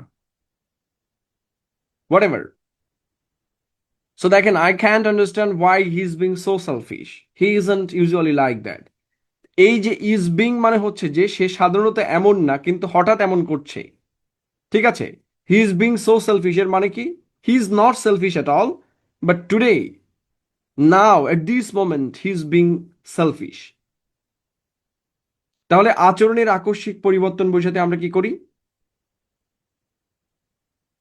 অ্যাম বিং আর ইজ বিং, আর বিং ব্যবহার করি। তাহলে সে যদি নর্মালি সেলফিশ হয় আমরা কি ব্যবহার করবো? হি is shellfish. But say normally kind এবং এই মুহূর্তে সে সেলফিশের মতো আচরণ করছে, আমরা কি বলি? He is being selfish. আমি বুঝতে পারছি না সে এমন স্বার্থপরের মতো আচরণ করছে কেন। সে তো সচরাচর এমন করে না। তার মানে সে বাস্তবে কিন্তু সেলফিশ নয়, কিন্তু একটা পার্টিকুলার মোমেন্টে, অ্যাট দিস মোমেন্ট সে সেলফিশের মতো আচরণ করছে। তাহলে কারোর আচরণের আকস্মিক পরিবর্তন বোঝাতে, হঠাৎ করে আচরণ পরিবর্তন, এরকম ক্ষেত্রে আমরা কি করি? Am being, is being, are being ব্যবহার করি। Look at the example, he never thinks about other people, he is very selfish. মানে he is selfish generally, not only now. মানে সে সবসময় সেলফিশ, সে আলাদা করে হি ইজ বিং সেলফিশ বলার দরকার নেই। তার মানে কোথাও অ্যাম being, is being, are being ব্যবহার করলে বুঝতে হবে যে হি ইজ বিং ভেরি কাইন্ড। তার মানে কি? সে বাস্তবে কাইন্ড নয়, কিন্তু কিছু একটা হয়েছে যার কারণে হি ইজ বিং কাইন্ড। আমরা বলি না, you are being so sweet. ও বাবা, so you are being so sweet মানে you are not sweet at all, but okay, you are being sweet now. মানে this is a change in behaviour for a particular moment. কথা clear না ভেজাল আছে? এটা কিন্তু খুব কাজে দেয়। For spoken English it is mandatory to use this kind of meaning changing words. টেন্সের আরো শত শত ইউজেস আছে, বাট আমরা মোস্ট ইম্পর্টেন্ট গুলো আলোচনা করছি। What ever.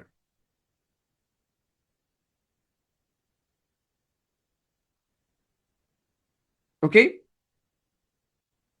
দেন আমাদের যে আলোচনার বিষয়, তাহলে আমরা জেনারেল সেন্সে কোথায় টেন্স ব্যবহার করি সেটা আলোচনা করেছি। জেনারেল বলতে কোথায়?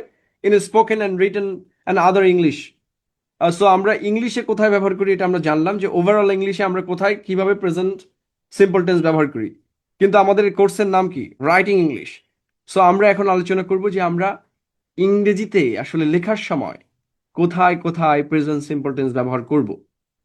সাধারণত চিরন্তন সত্য, ফ্যাক্টস, জেনারেলাইজেশন অ্যান্ড এক্সপ্লেনেশনস। ধরেন আমরা যারা সায়েন্সে পড়ি তাদের কাছে ফ্যাকচুয়াল ডেটা থাকে, অথবা তারা জেনারেলাইজেশনের উপর ভিত্তি করেই চলে। আপনাকে মনে রাখতে হবে যে পৃথিবীতে ফ্যাক্ট বলে আসলে কিছুই নাই। ফ্যাক্ট হচ্ছে যে শেষবারের মতো পাওয়া তথ্য, ভেরিফাইড ইনফরমেশন। অর্থাৎ শেষবারের মতো ভেরিফাই করা যায় এরকম জিনিস হচ্ছে ফ্যাক্ট। ফ্যাক্ট বলে আসলে কিছু নাই। আপনারা যারা ইতিহাস বই পড়েছেন দেখবেন যে সরকার পরিবর্তন হলে ইতিহাস পাল্টে যায়। তাহলে আগে যে ইতিহাসগুলো পড়েছিলাম সেটা পাতিহাস হয়ে যায়, তাই না? এখন নতুন করে ইতিহাস পড়তে হয়। এখন আগে যেটা পড়ছেন ওইটা হচ্ছে আগের সময় আপনি লিখতে পারতেন, এখন যেটা পড়ছেন এখন লিখতে পারবেন, কিন্তু আগেরটা এখন বললে লোকে মাইর দিবে। সো ফ্যাক্ট বলে কিছু নাই, এভরিথিং ইজ অপিনিয়ন। ঠিক আছে? তাহলে opinion plus power is is equal to fact. মানে যে পাওয়ারফুল এবং যার ওপিনিয়ন পাওয়ারফুল সেটাই হচ্ছে ফ্যাক্ট। যদি আমি পাওয়ারফুল হই, if I am the government, তাহলে আমি কি করব?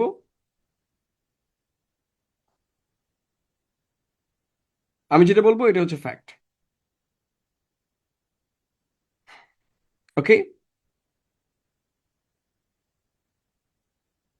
চিরন্তন সত্য, তথ্য এবং সাধারণীকরণ। এটা এই বাংলাটা একটু কঠিন হয়ে যায়, যদিও আমরা বাইলিঙ্গুয়াল ব্যবহার করেছি কিছু জায়গায় ক্লারিফাই দেওয়ার জন্য। আসলে নর্মালি আগে এই শিটগুলো ইংরেজিতে ছিল, যারা আগে অনেক ব্যাচে পড়ছে তখন এটা বাংলায় ছিল না, এই জন্য আমরা আবার নতুন করে এটা বাংলা করছি।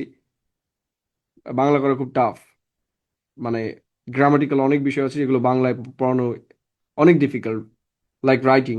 আমি সবসময় ইংরেজিতেই পড়া এটা। সো হোয়াট এভার, যে কোনো তথ্য যা সবসময়ের জন্য সত্য বা যা কোনো নির্দিষ্ট সময়ের উপর নির্ভর করে না, তা প্রকাশ করতে প্রেজেন্ট সিম্পল টেন্স ব্যবহৃত হয়। সাধারণত কোনো এসের ইন্ট্রোডাকশন বা ব্যাকগ্রাউন্ড ইনফরমেশন অংশে ব্যবহৃত হয়। আমরা যখন কোনো এসে লিখি ওই এসের একটা ইন্ট্রোডাকশন পার্ট থাকে, আপনারা জানেন। আবার যদি আমরা রিসার্চ পেপার লিখি ওটা একটা অ্যাবস্ট্রাক্ট থাকে, রাইট? যে কোনো থিসিস লিখলে, তাহলে আমরা কি করি? যে কোনো থিসিস লিখলে আমরা কি করি? ওই থিসিসটাকে প্রেজেন্ট সিম্পলে ব্যবহার করি। সেটা আমরা সামনে যখন এসে রাইটিং প্র্যাকটিস করবো তখন আমরা এটা বুঝতে পারবো। So theories and generalisation. Theory জিনিসটা বুঝতে হবে। ধরেন আপনি কারো থিওরি ব্যবহার করছেন, ধরেন আপনি কার্ল মার্কসের থিওরি ব্যবহার করবেন, or any kind of writer, France Fanon, যে কোনো ধরনের একজন ব্যক্তির থিওরি আপনি ইউজ করবেন বা এডুকেশনের কোনো থিওরি, সেই থিওরি সবসময় প্রেজেন্ট সিম্পল টেন্সে লিখতে হবে। থিওরি মানে কোনো ব্যক্তির থিওরি যদি আপনি ব্যবহার করেন, থিওরিসটা প্রেজেন্ট সিম্পল টেন্সে হবে। ওকে,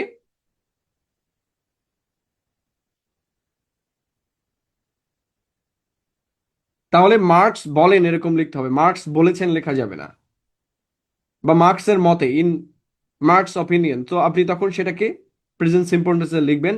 যদি আপনি কোনো থিওরি ব্যবহার করেন, থিওরি তো বোঝেন নাকি, if you are in the university you know it very well. So আপনি যদি কারো থিওরি ব্যবহার করেন তাহলে থিওরিটা সবসময় প্রেজেন্ট সিম্পলে হবে। এটা কিন্তু mandatory for the writing, for any kind of writing. Theory ব্যবহার করলে অবশ্যই সেটাকে প্রেজেন্ট সিম্পল লিখতে হবে, বিকজ দিস ইজ জেনারেলাইজেশন। এখন আমাদের দেশে কিছু লোকজন আছে না, ধরেন আহ, আপনি যদি ফ্রয়েডের কথা বলেন, ফ্রয়েড বলে যে প্রত্যেকটা মানুষের ডিজায়ার আছে, এটা হচ্ছে বেসিক ব্যাপার স্যাপার, বেসিক নিডস আছে, ফলে তার আচরণ হচ্ছে ওভারঅল সেম, মানে সমস্ত প্রাণীর মধ্যে তার আচরণ একই। ইন দ্য রুম, আমি বলেছি প্রাইভেট অ্যান্ড পাবলিক লাইফ, আমাদের দুইটা লাইফ আছে। সো প্রাইভেট লাইফে আমরা সেম অ্যানিমালের মধ্যে আচরণ করি। এখন বাঙালি হলে কি বলবে, যে সবাই তো এক না। এই কথা আপনারা শুনে থাকবেন না। এখন আপনি যদি সবাই তো এক না এই থিওরিতে বিশ্বাস করেন, তাহলে পৃথিবীর সমস্ত থিওরি অ্যান্ড জেনারেলাইজেশন কিন্তু ফেল করে। তাহলে আপনি যারা সবাই তো এক না তাদের জন্য আলাদা করে টিকা আবিষ্কার করতে হবে। তাদের তো এক টিকা দেওয়া যাবে না, যেহেতু সবাই এক না, তাই না? বাংলাদেশে একেবারে বলবেন যে কিছু একটা বললে এসে বললে সবাই তো আর এক হয় না বাবা। অনেকে মদের দোকানে যায় পানি খাইতে, মানে ডিস্টিল, স্টিল ওয়াটার খাইতে আর কি, ডিস্টিল ওয়াটার, এরকম একটা ভাব আর কি।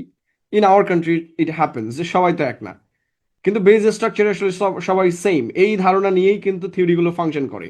আদারওয়াইজ কোনো থিওরি কাজে দিত না। যে পৃথিবীর সব ক্যাপিটালিস্ট খারাপ, শুধু বাংলাদেশের গুলো ভালো, সবাই তো আর এক না। এটা বিশেষত মেয়েরা বেশি বলে যে সবাই তো আর এক হয় না। আমি কমেন্ট সেকশনে দেখি ফেসবুকে। সো থিওরির ক্ষেত্রে কিন্তু এটা বলা যাবে না। থিওরি হচ্ছে অ্যাকসেপ্টেড নর্মস, মানে এটা 100% সেম হইতে হবে।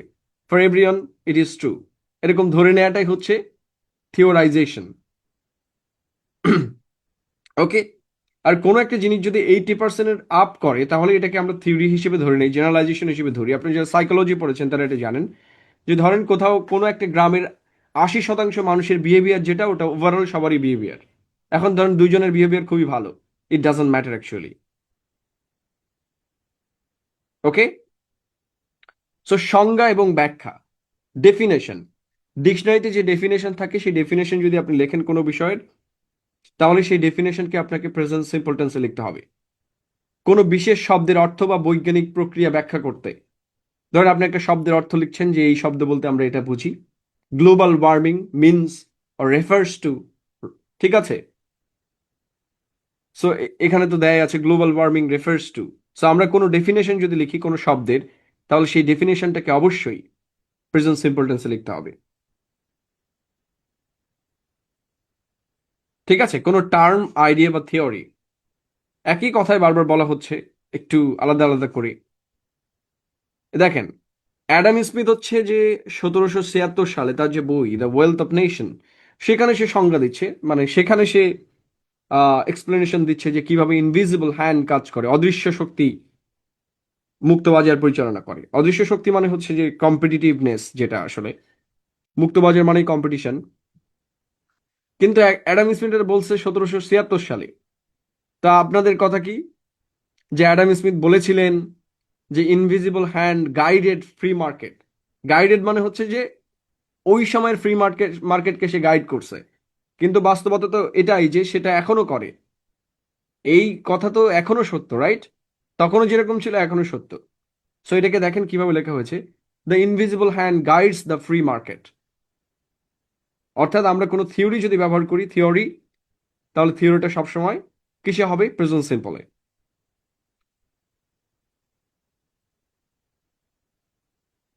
দেন আমরা স্ট্যাটিস্টিক্যাল কনটেক্সট, আমরা যদি কোনো পরিসংখ্যানগত তথ্য দিই, আমরা যখন বিসিএস পরীক্ষা দিই তখন আমরা এরকম একটা পরিসংখ্যান হাজির করি যে অমুক সময় অমুক ঘটেছে।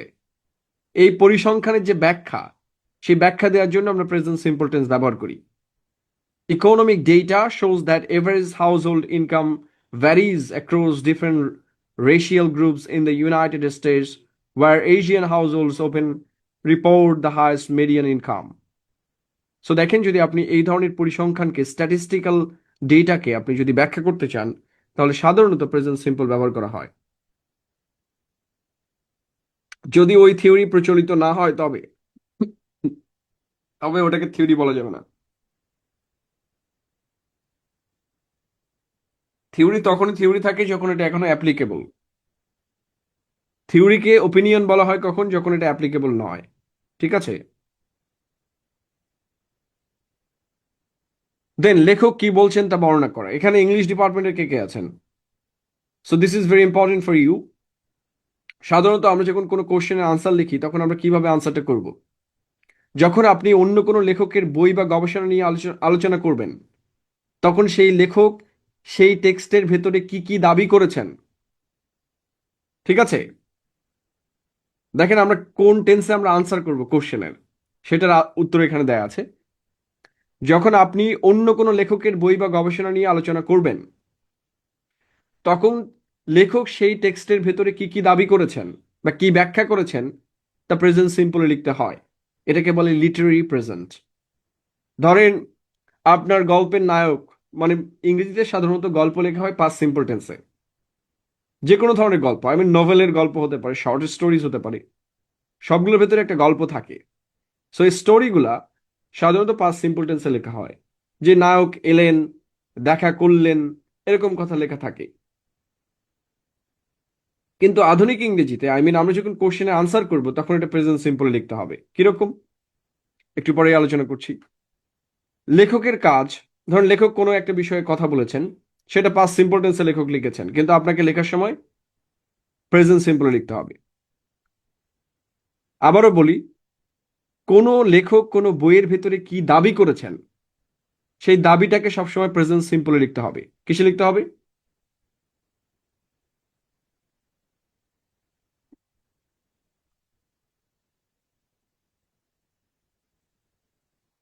সেই দাবিটাকে কিসে লিখতে হবে?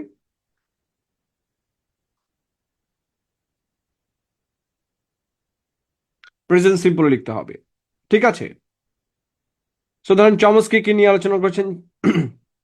Chomsky challenges the traditional views on language acquisition. So Chomsky তার বইয়ে আলোচনা করেছেন যে ট্র্যাডিশনাল ভিউজ অন ল্যাঙ্গুয়েজকে সে চ্যালেঞ্জ করেছেন। ডারউইন তার বইয়ে proposes the theory of natural selection. So Darwin তার বইয়ে কি করেছেন? বই প্রপোজ করেছেন the theory of natural selection. মানে কেউ কোনো বইয়ের ভেতরে কি করেছে, তার গবেষণার ভেতরে কি করেছে, এটা যদি আপনি বলতে চান, সেই কথাটাকে আপনার প্রেজেন্ট সিম্পলে লিখতে হবে। ওকে। তারপর লিটারি ওয়ার্ক বা প্লট বর্ণনা, এটা খুবই গুরুত্বপূর্ণ। I mean for the English department students, এটা ম্যান্ডেটরি টু আন্ডারস্ট্যান্ড। কোনো উপন্যাস, ছোট গল্প বা নাটকের ঘটনা যখন আমরা বিশ্লেষণ করি, অ্যানালিসিস করি, এবং ওদের কোশ্চেন মানেই তো অ্যানালিসিস, তখন সেই ঘটনাগুলোকে আমাদের কাছে চিরন্তন বা সব সময়ের জন্য সত্য বলে মনে করা হয়। এখন এটা খুব গুরুত্বপূর্ণ। যখন আপনি কোনো টেক্সটের আলোচনা করছেন, তখন টেক্সটের ভেতরে বলা সকল কথাকে সাময়িক সময়ের জন্য চিরন্তন সত্য হিসেবে ধরে নিতে হবে। That's why the book is classic. ঠিক আছে?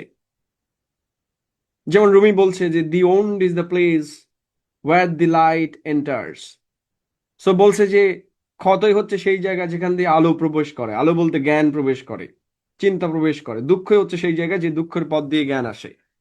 তো এটা হচ্ছে যে রুমি বলেছিলেন যে the owned was the place, যে যখন ওয়াজ বলছেন তার মানে এখন আর নাই, ওনার এই কথা এখন আর সত্য নয়। কিন্তু কথা ঠিক না। কোনো একজন লেখকের যখন আমরা বর্ণনা করি, তখন লেখকের বাণীটাকে চিরন্তন ধরে নেওয়া হয়। এই জন্য লেখা থাকে বাণী চিরন্তনী, তাই না? এরকম বই পাওয়া যায়। সো সব বাণী চিরন্তন ফ্রম এ রাইটার। সো একটা গল্পের ভেতরে সাহিত্যের চরিত্ররা কি করছে বা কাহিনী কিভাবে এগোচ্ছে তা বর্ণনা করতে প্রেজেন্ট সিম্পল টেন্স ব্যবহার করা হয়। এটা হচ্ছে আধুনিক নিয়ম। এখানে পাস্ট সিম্পল টেন্স ব্যবহার করা যায়, কিন্তু এটা হচ্ছে best way to answer in present simple. This is call narrative present. ধরেন আমরা যখন ইংলিশ লিটারেচারে আনসার করি, সাধারণত আমরা যেটা করি, আমরা পুরা গল্পের একটা সামারি প্রেজেন্ট করি, রাইট? যে এটার পর এটা হচ্ছে, এটার পর এটা হচ্ছে, এবং এই মোমেন্টে অমুক বলে উঠলেন। আমরা যখন explain with reference to the context, অর্থাৎ একটা কোটেশন দেয়া থাকে, এটা কোন অংশে বলা হয়েছে, এরকম প্রশ্ন করে, রাইট? সো ওটা যখন আনসার করি তখন আমরা কি করি, যে এটার পর এটা হলো। তো কি বলা হচ্ছে, সাহিত্যের ক্যারেক্টারগুলো কি করছে বা কোনটার পর কোনটা হচ্ছে এটা বর্ণনা করতে আমরা সিম্পল প্রেজেন্ট ব্যবহার করব। পাস্ট সিম্পল ব্যবহার না করাই বেটার। যেমন in Ernest Hemingway's the old man and the sea, an aging fisherman, আপনি হলে লিখতেন struggled against giant marlin in the gulf stream, but struggles লিখতে হবে। অর্থাৎ এটাকে ন্যারেটিভ প্রেজেন্ট বলে, অর্থাৎ মনে হবে যে আমি এখন চোখের সামনে দেখছি। প্রেজেন্ট সিম্পল মানে আপনি যখন বর্ণনা করছেন যেন রিডার এটা ফিল করতে পারে যে ঘটনাটা এখনই ঘটছে। So an aging fisherman struggles against a giant marlin in the Gulf Stream. After days of battle, he loses his catch to a pack of shark. So সে যে মাছগুলো ধরে, হিজ ক্যাচ মানে তার যে ধরা মাছগুলো ছিল সেগুলো একটা শার্কে এসে খেয়ে নেয়, তাই না? সো এই গল্প যেটা পড়েছেন, old and the sea, Ernest হেমিংওয়ের খুব বিখ্যাত বই, নোবেল পেয়েছে। সো এই যে গল্পের ভেতরে যে বর্ণনা, ক্যারেক্টারের বর্ণনা, এটা দেওয়ার সময় আমরা কি করি, প্রেজেন্ট সিম্পল টেন্স ব্যবহার করতে হবে। Are you clear? সাধারণত অন্যরা কি লিখতো, an aging fisherman struggled against a giant marlin in the gulf stream. But এটা কিন্তু করা যাবে না। কেন করা যাবে না? কারণ যে যে ব্যক্তি এই বইটা পড়ে নাই, সে যেদিন খুলবে সে দেখবে যে আপনার সময়ে যেভাবে বইটা লেখা ছিল এখনো সেভাবে। এই বই যতদিন এক্সিস্ট করবে, ওই কাহিনী ততদিন ভিজিবল, ওই কাহিনী ততদিন ইউনিভার্সাল। ওটা এখনো পুরনো কাহিনী হয় নাই। যে পড়ে নাই তার কাছে তো ওটা নতুন কাহিনী। That's why this is universal, this is narrative present.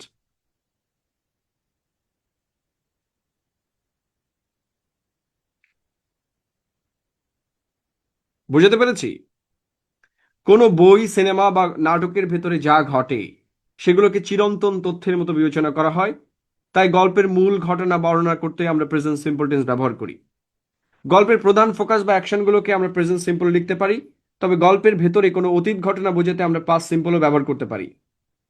যেমন in the Lord of the Rings, Frodo travels to Mount Doom to destroy the one ring which Sauron created long ago. অর্থাৎ আমার মূল ঘটনা হচ্ছে যে সে ট্রাভেল করতেছে, নায়কে এটা ভাঙতে যাচ্ছে।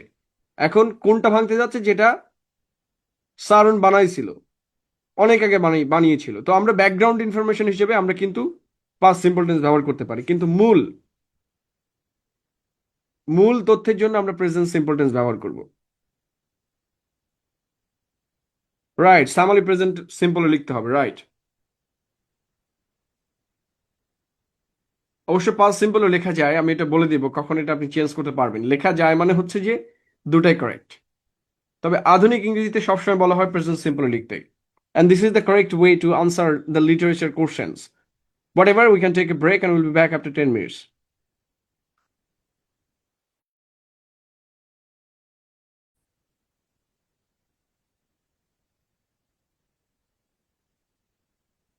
Whatever. সো এরপরে যে টেন্সটা রয়েছে সেটা হচ্ছে প্রেজেন্ট কন্টিনিউয়াস টেন্স। আমি কিছু জিনিস অ্যাভয়েড করব, আমি বলেছি যে এগুলো হচ্ছে আমি ওই ভিডিওতে আলোচনা করেছি। সো আপনার কাজ হচ্ছে ওই ভিডিওটা দেখা, দেন এটা দেখা, ঠিক আছে? এবং শীটে কিছু প্রাথমিক তথ্য দেওয়া আছে যেটা আমি আগে পড়িয়েছি, রাইট? কিভাবে আমরা টেন্স ডিটেক্ট করব, কিভাবে ট্রান্সলেশন করব, সেটা তো আগে আলোচনা করেছি। এগুলো আপনাদের সুবিধার্থে দেওয়া হয়েছে। আহ আমাদের মূলটা হচ্ছে যে আমরা রাইটিং এ কিভাবে কোন টেন্স ব্যবহার করব। That's our discussion today. Whatever. So দেখেন, একাডেমিক রাইটিং এ কন্টিনিউয়াস টেন্স সাধারণত প্রেজেন্ট, পাস্ট এবং ফিউচার, যে কোনো ধরনের কন্টিনিউয়াস টেন্স আমরা খুব সেন্সিটিভলি ইউজ করি। সাধারণত একাডেমিক লেখা এটি এড়িয়ে চলা হয়, তবে কিছু ক্ষেত্রে এটি কম্পালসারি।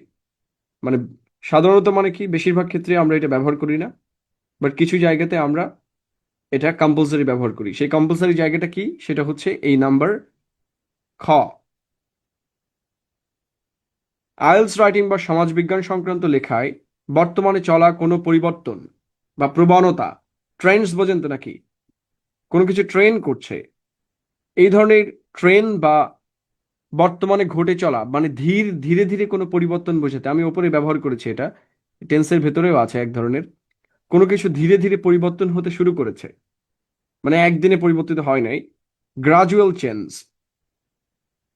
গ্রাজুয়াল চেঞ্জ বোঝাতে আমরা প্রেজেন্ট কন্টিনিউয়াস টেন্স ব্যবহার করি। যেমন হচ্ছে ক্লাইমেট চেঞ্জ, গ্লোবাল ওয়ার্মিং, এগুলো কিন্তু ধীরে ধীরে পরিবর্তিত হয়, এক রাতেই গ্লোবাল ওয়ার্মিং হয়ে যায় না, এক রাতেই আপনার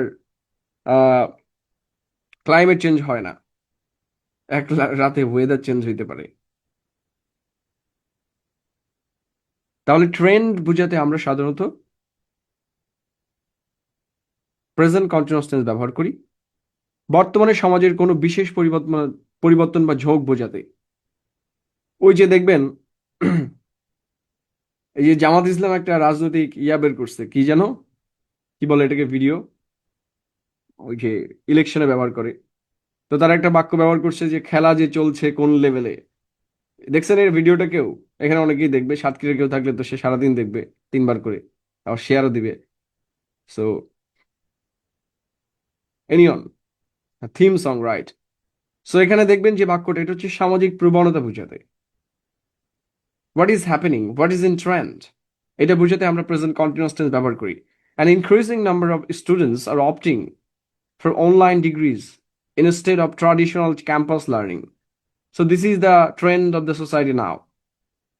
The global climate is changing rapidly due to industrial emissions. Digital technology is transforming how businesses interact with customers. So this is social trends.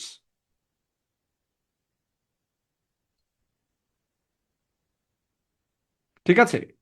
তাহলে আমরা কি করব? সামাজিক যে কোনো ধরনের ট্রেন্ড বা পরিবর্তন বোঝাতে আমরা কোন টেন্স ব্যবহার করব? Present continuous tense. মনে থাকবে? তাহলে আমি যেটা রেড মার্ক করছি, আপনাদের উচিত এটা দাগিয়ে রাখা, যে এটা আপনার ম্যান্ডেটরি পড়া লাগবে। মানে আমরা ভবিষ্যতে যখন ইংরেজি লিখবো এই অংশটা ব্যবহৃত হবে। দেন আসে সিম্পল পাস্ট টেন্স। কিভাবে টেন্সটা কাজ করে এটা নিয়ে আলোচনা করেছি। দেন এই জায়গাটা আমাদের একটু বুঝতে হবে যে সিম্পল পাস্ট টেন্স কিভাবে কাজ করে। গতদিন এটা নিয়ে আমি কথা বলেছি না, যে সিম্পল পাস্ট টেন্সের শেষে কি থাকে? ল লাম লেন ত তাম তেন থাকে। দেন আমরা সাবজেক্ট, দেন আমরা কি করব? আমরা ভয়েসটা দেখব। ভয়েসটা দেখার পরে আমরা স্ট্রাকচার অনুযায়ী বাক্য লিখবো, অ্যাক্টিভ হলে অ্যাক্টিভ, প্যাসিভ হলে প্যাসিভ, রাইট? সো আমরা ব্যাপারটা একটু দেখবো যে পাস্ট সিম্পল টেন্স এবং পাস্ট পারফেক্ট টেন্স, এই দুটার মধ্যে ডিফারেন্সটা কোথায়। ওই ভিডিও যারা দেখছেন আমি আলোচনা করেছি, এটা কি দেখেছেন? অবশ্যই এখানে কেউ ভিডিওটা দেখে আসে না, কারণ এরকম ডেডিকেটেড স্টুডেন্ট না এখানে।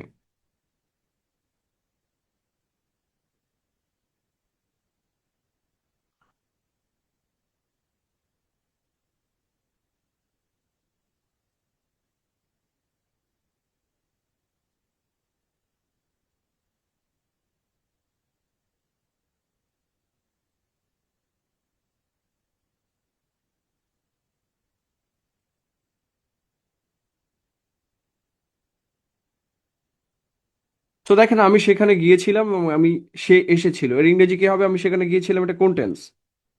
পাস্ট সিম্পল টেন্স, ল লাম লেন আছে, রাইট? সো ল লাম লেন যেহেতু আছে, past simple tense, active voice, I went there, she came.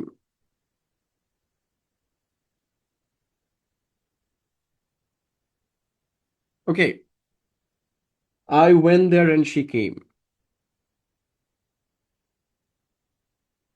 এটা কি আমরা বুঝেছি? এই দুইটা ট্রান্সলেশন কি করে হলো? আশা করি বোঝার কথা।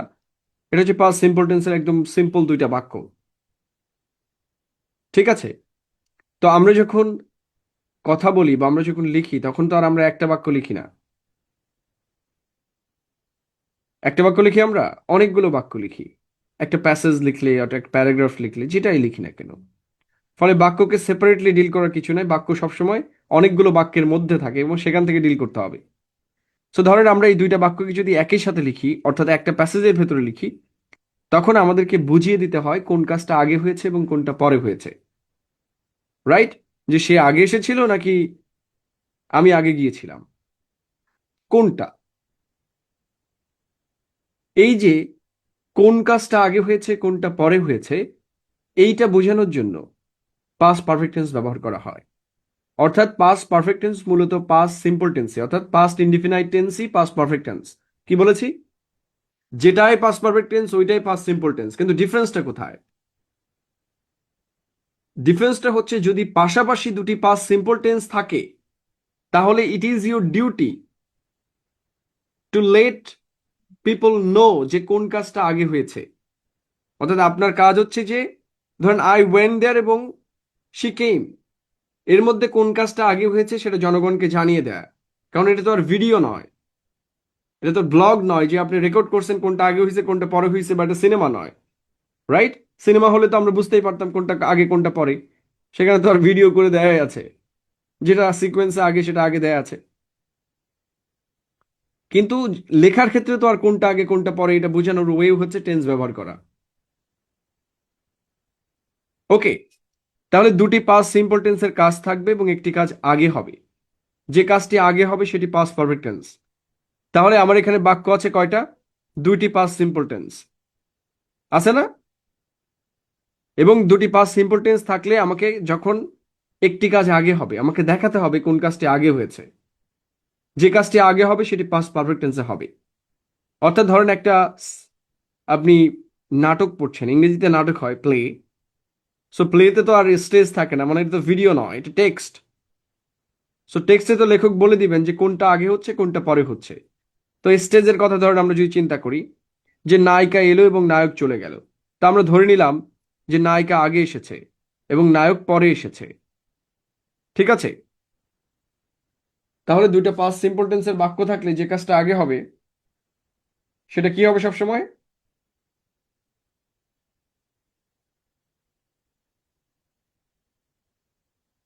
Past perfect tense. সেটা কি হবে?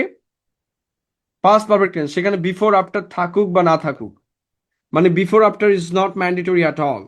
This is the grammar. যদি একটি কাজের আগে অর্থাৎ পাস্ট সিম্পল টেন্সের আগে আরেকটি পাস্ট সিম্পল টেন্স হয়, তাহলে যেটি আগে হবে সেটি পাস্ট পারফেক্ট টেন্স হবে for every kind of writing. Okay, এবং কাজটি কয়টা থাকতে হবে? দুইটা। মনে রাখতে হবে দুইয়ের অধিক হলে ধরেন একসাথে তিনটা কাজ আছে পাশাপাশি, এবং তিনটাকে আপনি একসাথে লিখতে চান একটা বাক্যের ভেতরে, এক বাক্যে তিনটা কাজ আপনি মেনশন করতে চান। এক বাক্য বলতে সিম্পল কমপ্লেক্স কম্পাউন্ড আপনারা বুঝেন, কমপ্লেক্সে দুইটা কাজ থাকতে পারে তিনটা থাকতে পারে। সো তিনটা যদি থাকে তখন কিন্তু পাস্ট পারফেক্ট টেন্স প্রযোজ্য নয়। তিনটা থাকলে কি হবে? পাস্ট পারফেক্ট টেন্স প্রযোজ্য নয়। কাজ থাকতে হবে কয়টা পাস্ট পারফেক্ট হইতে গেলে? দুইটা। যে কাজটা আগে হবে সেটা হচ্ছে পাস্ট পারফেক্ট টেন্সে হবে। ধরেন এখানে আমাদের দুইটা টেন্স আছে, he said I went there. কেন আমরা ন্যারেশনে পরিবর্তনটা করি? আমি যেহেতু গ্রামার পড়াচ্ছি না, জাস্ট বোঝানোর জন্য যে এখানে বিফোর আফটার কিন্তু ম্যান্ডেটরি নয়। জাস্ট আপনি পাস্ট পারফেক্ট টেন্স কেন আমরা ব্যবহার করি এটা আমাদের বুঝতে হবে। He said I went there, দেখেন তো এখানে কোন কাজটা আগে হয়েছে, হি সেইড নাকি আই ওয়েন্ট দেয়ার?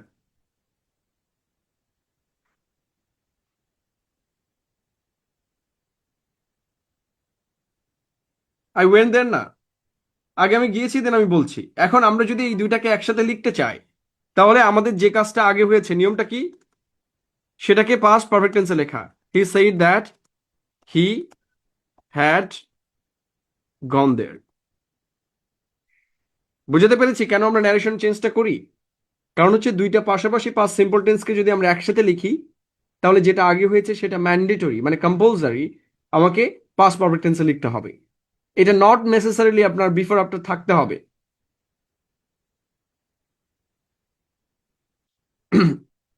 কথা ক্লিয়ার না ভেজাল আছে? He said that he had gone there. কেন এটা হলে বুঝতে পেরেছেন যে কেন আমরা ন্যারেশনের চেঞ্জটা করি?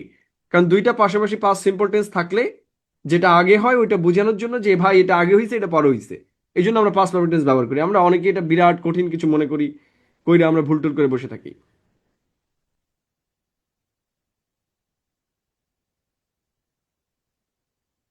সো আমরা নিচে আর একটা এক্সাম্পল দেখি। ধরেন এই এক্সাম্পলটা দেখলে আপনি বুঝতে পারবেন। I wrote Clara an email to thank her for the present. কোন present? She had given me for my birthday last week. So ধরেন আপনি হচ্ছে ক্লারা হচ্ছে আপনার গার্লফ্রেন্ড, গার্লফ্রেন্ড বললে অনেকের মন খারাপ হয়ে যাবে, হোয়াট এভার, যেহেতু এটা ইংরেজি সো ইংরেজির মতোই হবে। ইংরেজিতে এইসব ব্যাপার খুবই কমন। যদি ইংলিশ লিটারেচার পড়েন তাহলে তো আর বললামই না, সবই পরকীয়ার কাহিনী। কে কার ওই যে ইন্ডিয়ান নাটক দেখছেন আপনারা, কি বলে এটাকে, সিরিয়াল বলে আর কি। তো যারা ইন্ডিয়ান সিরিয়াল দেখছেন, ইন্ডিয়ান সিরিয়ালই ইংলিশ লিটারেচার, হ্যাঁ, একদম সেম ঘটনা, কাছাকাছি ঘটনা। এখানে যারা লিটারেচারে পড়ছে তারা খুব ভালো করে বলতে পারবে যে এইসব অদ্ভুত জিনিসপত্র পড়ে পড়ে জীবন নষ্ট আর কি। ইংলিশ লিটারেচারও একদম ইন্ডিয়ান সিরিয়ালের মতো আর কি, কাছাকাছি, একটু ইন্টারেস্টিং বটে।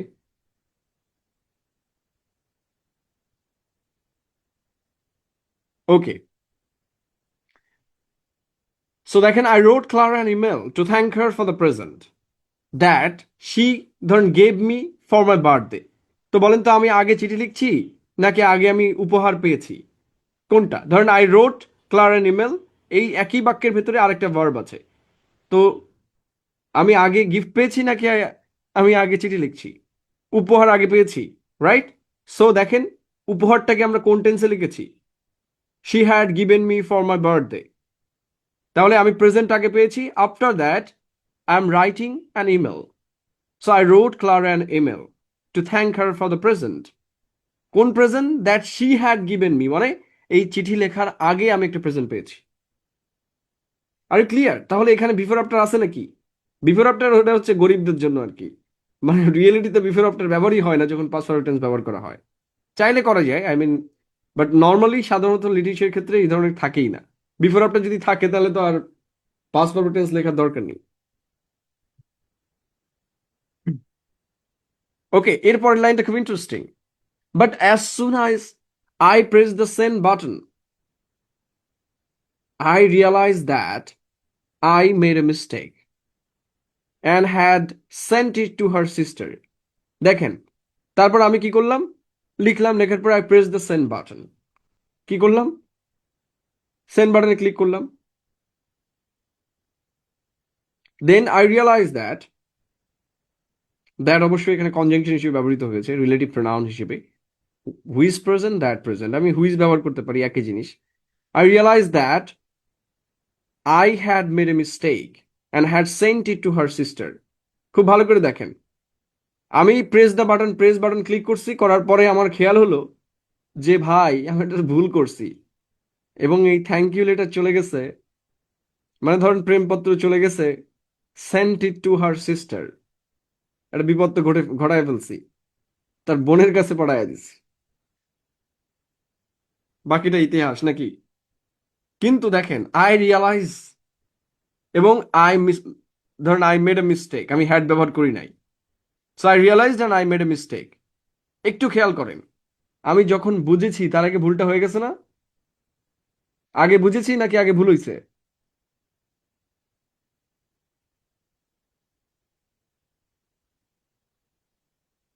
বুঝে গেল যে আই রিয়ালাইজ দ্যাট, আমি যখন বুঝতে পারছি তার আগে তো ভুল হয়ে গেছে এবং চিঠি চলে গেছে।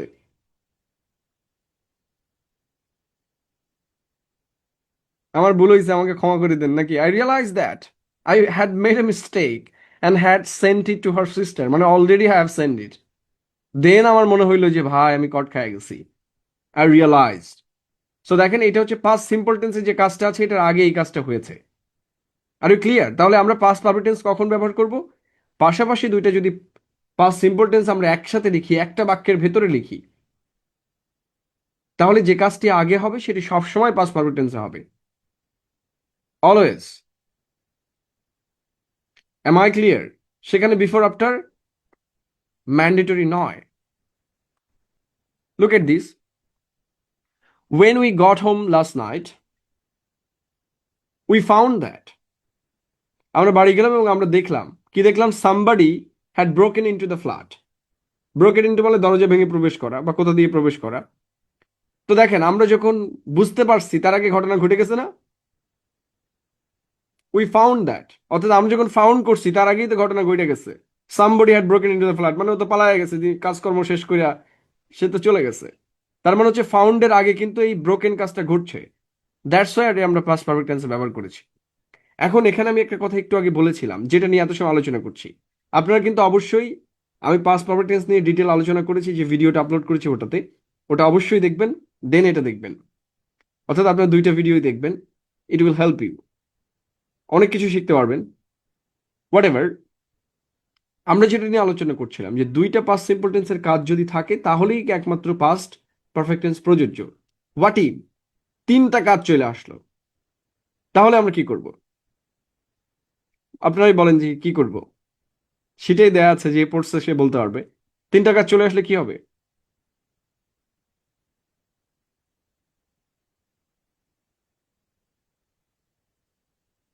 হোয়াট?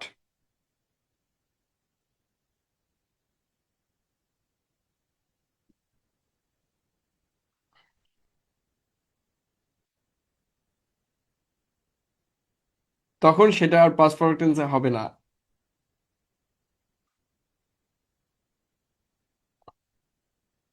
তিনটা কাজ যদি থাকে তাহলে আমাদেরকে তিনটাই পাস্ট সিম্পল টেন্সে লিখতে হবে, তখন আমাদের পাস্ট পারফেক্ট টেন্স প্রযোজ্য নয় ইন ইউর রাইটিং। ওকে, দেখেন কত সূক্ষ্ম ব্যাপার স্যাপার, মানে কি গ্যাঞ্জাম, আরো গ্যাঞ্জাম আছে। যদি আমি কিছু গ্যাঞ্জাম অ্যাভয়েড করছি, বাট আমার যেহেতু রাইটিং এ লাগবে যতটুকু ততটুকুই আমরা কভার করবো, রাইট? মানে টোটালি আমাদের রাইটিং প্রসেসের ভেতরে যেসব জিনিস থাকবে। তাহলে একটার পর একটা ধারাবাহিকভাবে ঘটেছিল এরকম কাজগুলোকে ক্রমানুসারে লিখলে আমরা সিম্পল পাস্ট টেন্স ব্যবহার করি, এবং সেই কাজটা কয়টা হবে? দুইয়ের অধিক হইতে হবে। ঠিক আছে, দুই বা ততোধিক, না হলে আবার অনেকেই পাস্ট পারফেক্ট টেন্সের সাথে গোলায় ফেলবে। দুই বা তার বেশি। আচ্ছা, দুইয়ের বেশি লিখতে হবে, তাহলে ইজি হবে, রাইট? একটার পর একটা দুইয়ের বেশি কাজ ধারাবাহিকভাবে ঘটেছিল এরকম বোঝাতে আমরা পাস্ট সিম্পল টেন্স ব্যবহার করি। Okay, the burglar came in through the front door, picked up the woman's handbag, emptied it, and stole her purse. তাহলে চোর আসলো, এসে কি করলো? picked up the woman's handbag, হাত ব্যাগ তুললো, তুলে খুললো, emptied it out, and stole her purse. So মেয়েদের আবার তো ব্যাগের ভেতরে ব্যাগ, তাই না? ওই যে শক্তি চট্টোপাধ্যায়ের কবিতার মতো আর কি, তার একটা কবিতা আছে, ঘরের ভেতরে ঘর, বাড়ির ভেতরে বাড়ি, ঠিক আছে, মনের ভেতরে মন, খুব বিখ্যাত কবিতা। তো এরকমই আর কি, মেয়েদের আবার ব্যাগের ভেতরে ব্যাগ থাকে, আই মিন, একটা পার্স থাকে আর কি। আপনারা জানেন, অনেকে এটা বুঝেন না, যারা বিয়ে করছে এরা জানে কোথা থেকে টাকাটা চুরি করতে হবে, অথবা যাদের বোন আছে, বড় বোন, তারা তো এটা খুব মাস্টার। তো সে ঘুম থেকে উঠলো, দাঁত মাজলে এবং দ্রুত বাইরে বেরিয়ে গেল। দেখেন এখানে কাজ কয়টা আছে? তিনটা। তাহলে এখানে কিন্তু পাস্ট পারফেক্ট টেন্স প্রযোজ্য নয়। হি woke up, brushed his teeth and quickly left the house. আমি ঘরে ঢুকলাম, লাইট জ্বালালাম এবং দরজায় তালা দিলাম। I entered the room, turned on the light and locked the door. Interesting না? I mean, this is a slight difference in users, but yeah, difference in tense users, একদম big difference বলা যায়, যে এখানে আমরা পাস্ট পারফেক্ট টেন্স ব্যবহার করতে পারবো না। তাহলে পাস্ট পারফেক্ট টেন্স একমাত্র দুইটা কাজের ক্ষেত্রে প্রযোজ্য, মানে দুইটা পাস্ট সিম্পল টেন্স থাকলে। ওকে, দুইয়ের অধিক হয়ে গেলে কিন্তু এটা আর ব্যবহার করা যাবে না। কথা clear? Am I clear?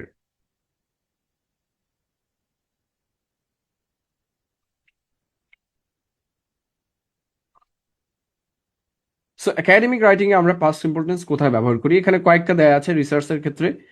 So আমাদের সবচেয়ে গুরুত্বপূর্ণ যেগুলো, সেগুলো নিয়ে আমরা আলোচনা করব। একটা হচ্ছে ঐতিহাসিক প্রেক্ষাপট বর্ণনা, ডিসক্রাইবিং হিস্ট্রিক্যাল ইভেন্টস।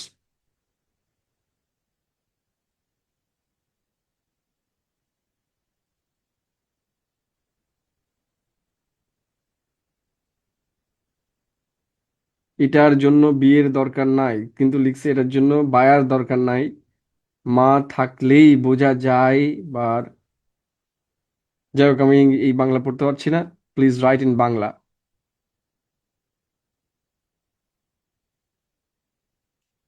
সো আমাদের হচ্ছে যেগুলো দরকার সেগুলো আমরা আলোচনা করতে পারি, সবগুলোই আছে, যারা রিসার্চে ব্যবহার করবেন তাদেরগুলো উপরে দেওয়া আছে গবেষণার ফলাফল প্রকাশের জন্য।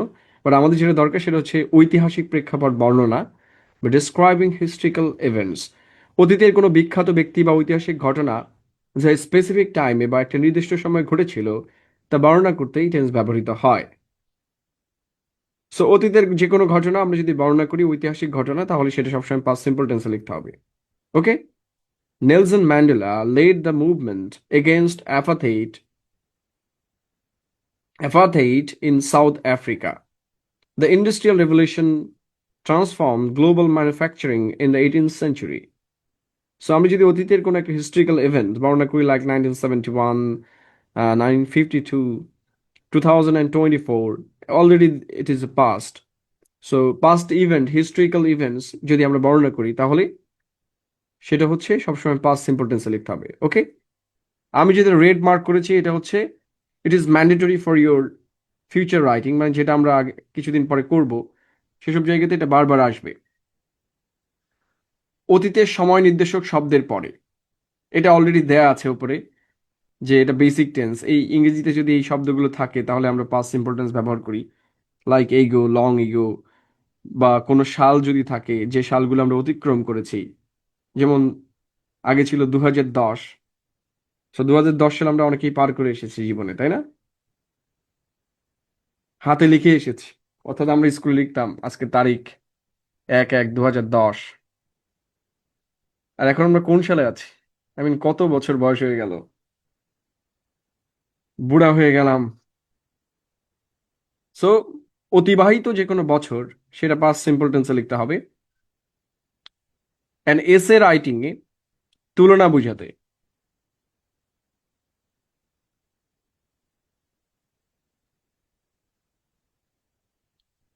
এসে রাইটিং এ তুলনা বোঝাতে, অর্থাৎ compare with present and past, বর্তমানের কোনো পরিস্থিতি বোঝাতে গিয়ে যখন অতীতের সাথে তুলনা করবেন, তখন পাস্ট সিম্পল টেন্স ব্যবহার করবেন। একটা মজা করে বলে না, আগেই ভালো ছিলাম, এরকম মজা করে না, ফেসবুকে দেখবেন অনেক সার্কাজম পোস্ট করে। সো এই যে this is the comparison between the present and the past. In the past people communicated. ধরুন আপনারা কিছু বললেই আমাদের আগের জেনারেশন কি বলে, আমাদের সময়ে আমরা, তাই না? এই কথা আপনারা শুনছেন না? আমাদের সময় আমরা হাফ প্যান্ট পরে নদীতে সাঁতার কেটে পার হয়ে স্কুলে গিয়েছি, এই কথা তো বলেই আগের জেনারেশন। আমাদের সময় আমরা কুপির বাতিতে 14 ঘন্টা পড়ে আমরা বিরাট উপকার করেছি জাতির, বাংলাদেশ 100 বছরকে এগিয়ে নিয়ে গেছি, এত দূর এগিয়েছি যে আমরা আর পিছাতে পারছি না, সামনে আর কিছু নেই, সবই অন্ধকার। মানে বেশি আগায় গেছি তো এই জন্য, হোয়াট এভার। তো এটা হচ্ছে যে comparing between the present and the past. So আমরা যদি পাস্টের সাথে কম্পেয়ার করি বর্তমানের, তাহলে আমরা সেই কম্পেয়ারের জন্য পাস্ট সিম্পল টেন্স ব্যবহার করি। ইন দ্য পাস্ট, আগের যুগে, people communicated primarily through hand written letters. হ্যাঁ, অবশ্যই আমাদের আগের 90s-এও কিন্তু সবার হাতে তো ফোন ছিল না, চিঠি একমাত্র মাধ্যম ছিল যেটা দিয়ে মানুষ হচ্ছে যোগাযোগ করত। একসময় পত্র মিতালি ছিল, তাই না? এরকম নাটকও দেখেছেন আমরা, আপনারা অনেকেই, যে চিঠির মাধ্যমে মানুষের আননোন ফ্রেন্ড হতো, পেন ফ্রেন্ড বলতো এটা। দো এখন আমাদের কাছে এটা ইন্টারেস্টিং অ্যান্ড ফ্যাসিনেটিং লাগে, তাই না? তাদের কাছে এটা নর্মাল ছিল, যেহেতু আমাদের কাছে অতীত সবসময় গ্লোরিয়াস মনে হয়। মানে আমরা তো অনেক সুখ সমৃদ্ধি খুঁজতে চাই, কিন্তু মনে রাখতে হবে যে সুখ হচ্ছে অতীতে। কালকের দিনটাই আপনার কাছে সুখ, আগামী দিন সবসময় দুঃখজনক।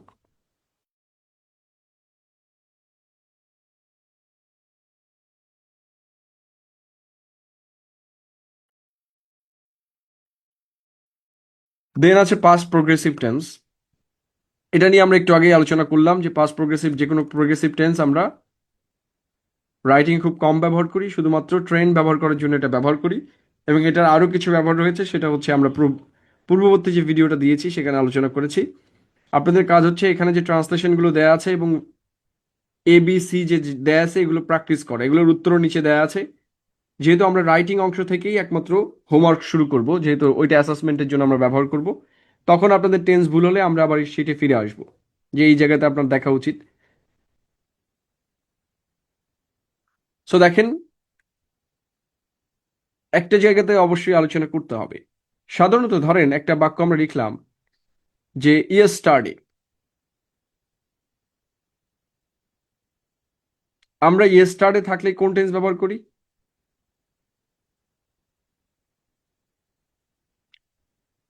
পাস্ট বলা যাবে না, কোন টেন্স ব্যবহার করি?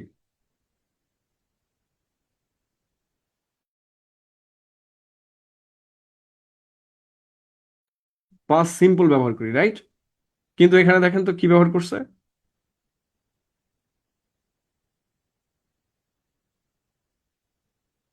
এটা কি এক বিপদ, তাই না? দেখেন এখানে পাস্ট কন্টিনিউয়াস ব্যবহার করছে। মনে রাখবেন যে অতীতের যে সময়বাচক শব্দ আছে, এই শব্দের সাথে, অতীত সময়ের সাথে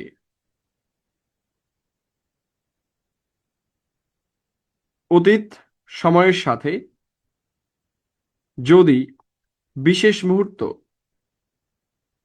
মুহূর্ত বানানো আমি ভুলে গেলাম হঠাৎ করে, ঠিক আছে নাকি ভুল হইলো? বিশেষ মুহূর্ত বা ঘড়ির সময় যুক্ত করা হয়, বা বছরের সাথে মাস, মাসের সাথে দিন, বা একদম স্পেসিফিক কোনো মোমেন্ট, নির্দিষ্ট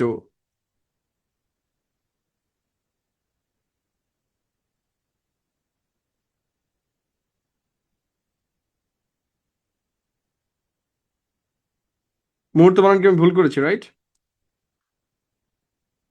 এখন ঠিক আছে?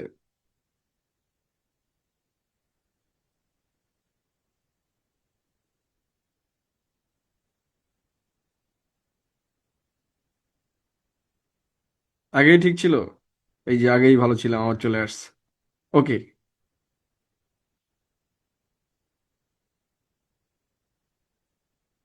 যাই হোক, আমি কিন্তু ক্লাসে অনেক মজা টজা করি মাঝে মধ্যে, আর এটা অনেকে সিরিয়াসলি ট্রিগার খাইতে পারে।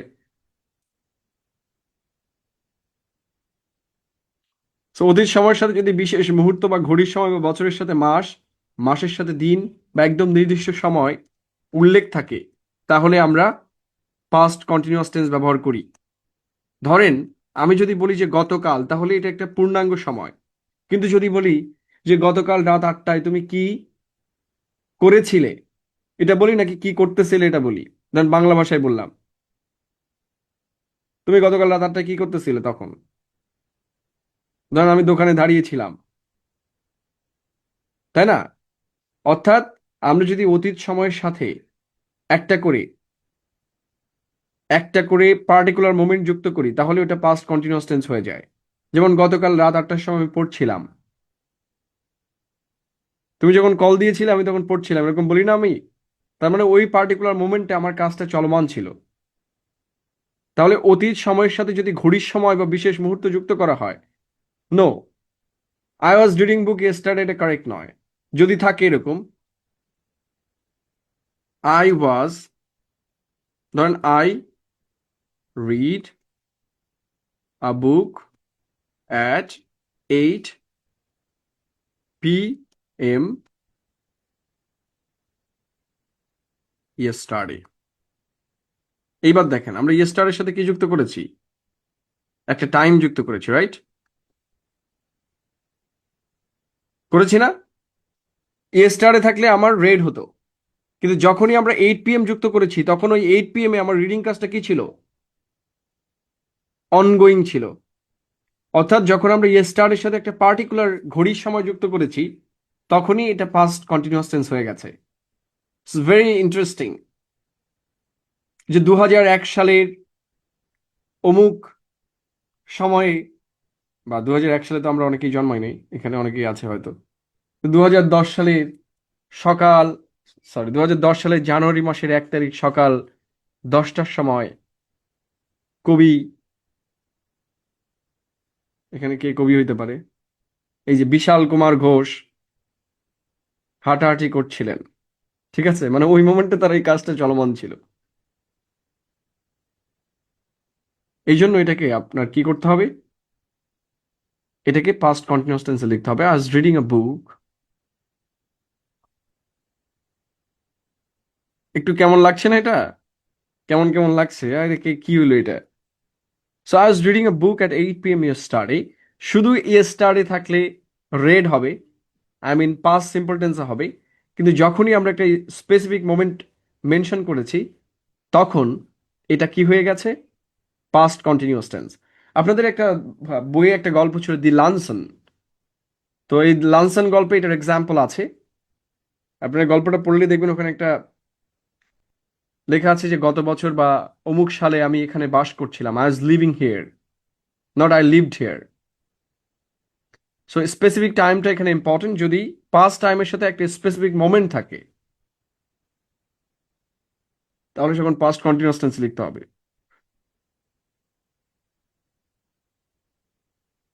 কথা ক্লিয়ার? একটু আনক্লিয়ার, বাট আমরা এখানে নিচে দেখলে এটা বুঝতে পারবো। অতীতের একটি নির্দিষ্ট সময়ে কোনো কাজ চলছিল বোঝাতে আমরা পাস্ট কন্টিনিউয়াস টেন্স ব্যবহার করি। অতীতের কোনো বিশেষ মুহূর্তের প্রেক্ষাপট।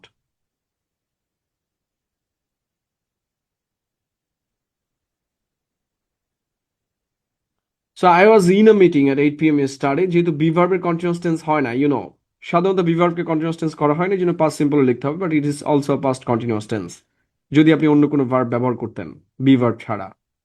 ওকে,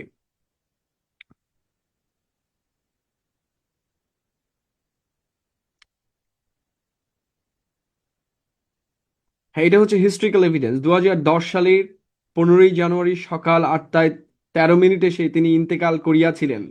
ইন্না লিল্লাহি ওয়া ইন্না ইলাইহি রাজিউন, এটা আলাদা ব্যাপার, কিন্তু তিনি মারা যাচ্ছিলেন। বলতে পারেন 13 মিনিট এত সেকেন্ডে তিনি মারা যাচ্ছিলেন। হি ওয়াজ ডাইং, অ্যান্ড দেন 14 সেকেন্ডে সে পটাং। ঠিক আছে? অর্থাৎ ওই পার্টিকুলার মোমেন্টে কাজটা মানে চলমান ছিল কিনা, দ্যাটস দ্য থিং।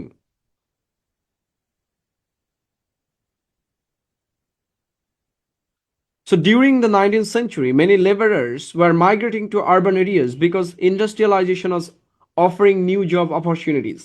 So আমরা হইলে কি 19th সেঞ্চুরি দেখেই কিন্তু আমরা কি ব্যবহার করতাম? মাইগ্রেটেড ব্যবহার করতাম, কিন্তু তখন কাজটা চলমান ছিল।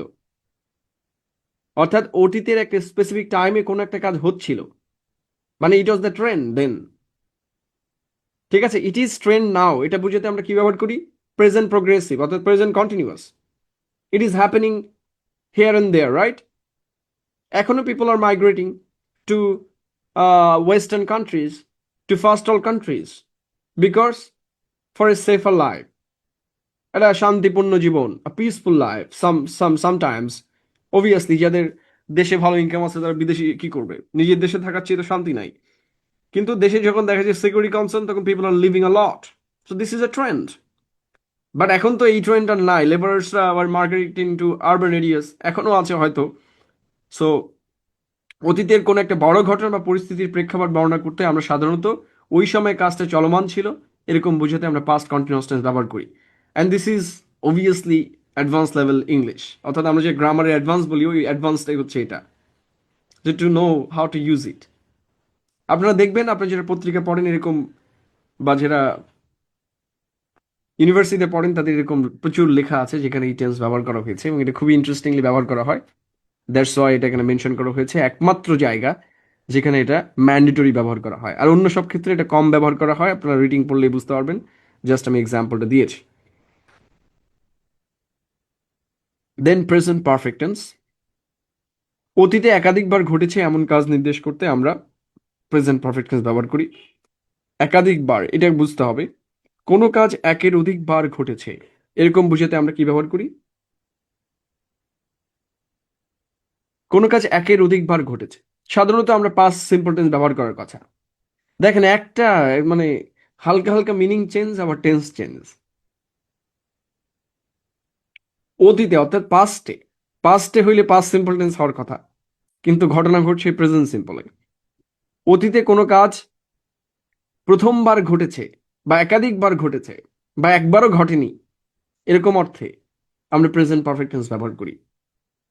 যেমন সে 3বার মুভিটি দেখেছে, তাহলে এটা কয়বার হয়েছে? পুনঃ পুনঃ বার হয়েছে। অর্থাৎ পুনরায় হয়েছে। কোনো কাজ একের অধিকবার যদি হয় বা একবার হয়, প্রথমবার হয়, প্রথমবার, দ্বিতীয়বার, তৃতীয়বার, চতুর্থবার, এরকম বার যদি মেনশন থাকে, ঠিক কতবার? ধরেন আমি আর একটু ইজি করে দিই, তাহলে বুঝতে সুবিধা হবে। ঠিক কতবার হয়েছে সেটা উল্লেখ থাকে।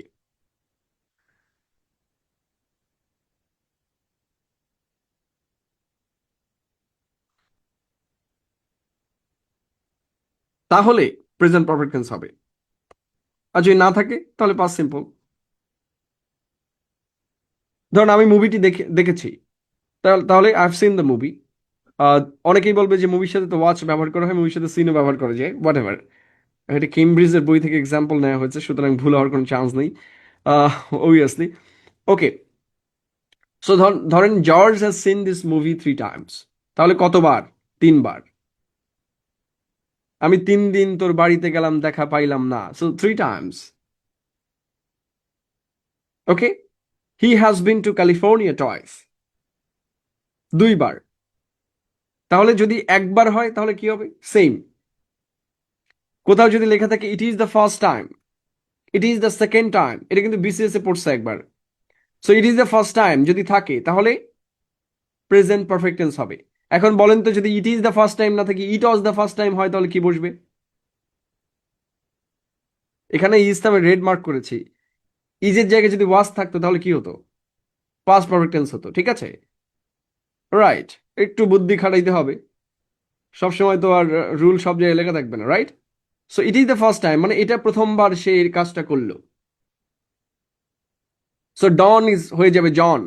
সো ডন বানেগা John is having a driving lesson, it is his first lesson.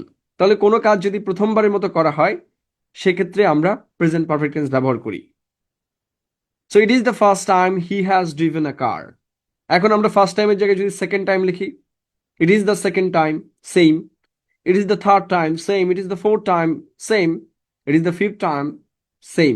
অর্থাৎ প্রথমবার, দ্বিতীয়বার, তৃতীয়বার, চতুর্থবার, বার যদি মেনশন করা থাকে, মানে কতবার হচ্ছে, সেটা একবার, দুবার, 3 বার, 4 বার, একবারও না এ কথাও যদি লেখা থাকে যে একবারও আমি যাইনি, তাও প্রেজেন্ট পারফেক্ট টেন্সে হবে।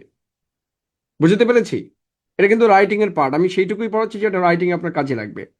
বাকিটুকু আমি আগের যে ভিডিওটা আপনাদের আপলোড করে রেখেছি ওখানে আমি ডিটেল আলোচনা করেছি, দ্যাটস ওয়াই আমি এটা লেন্দি করছি না, হোয়াট এভার।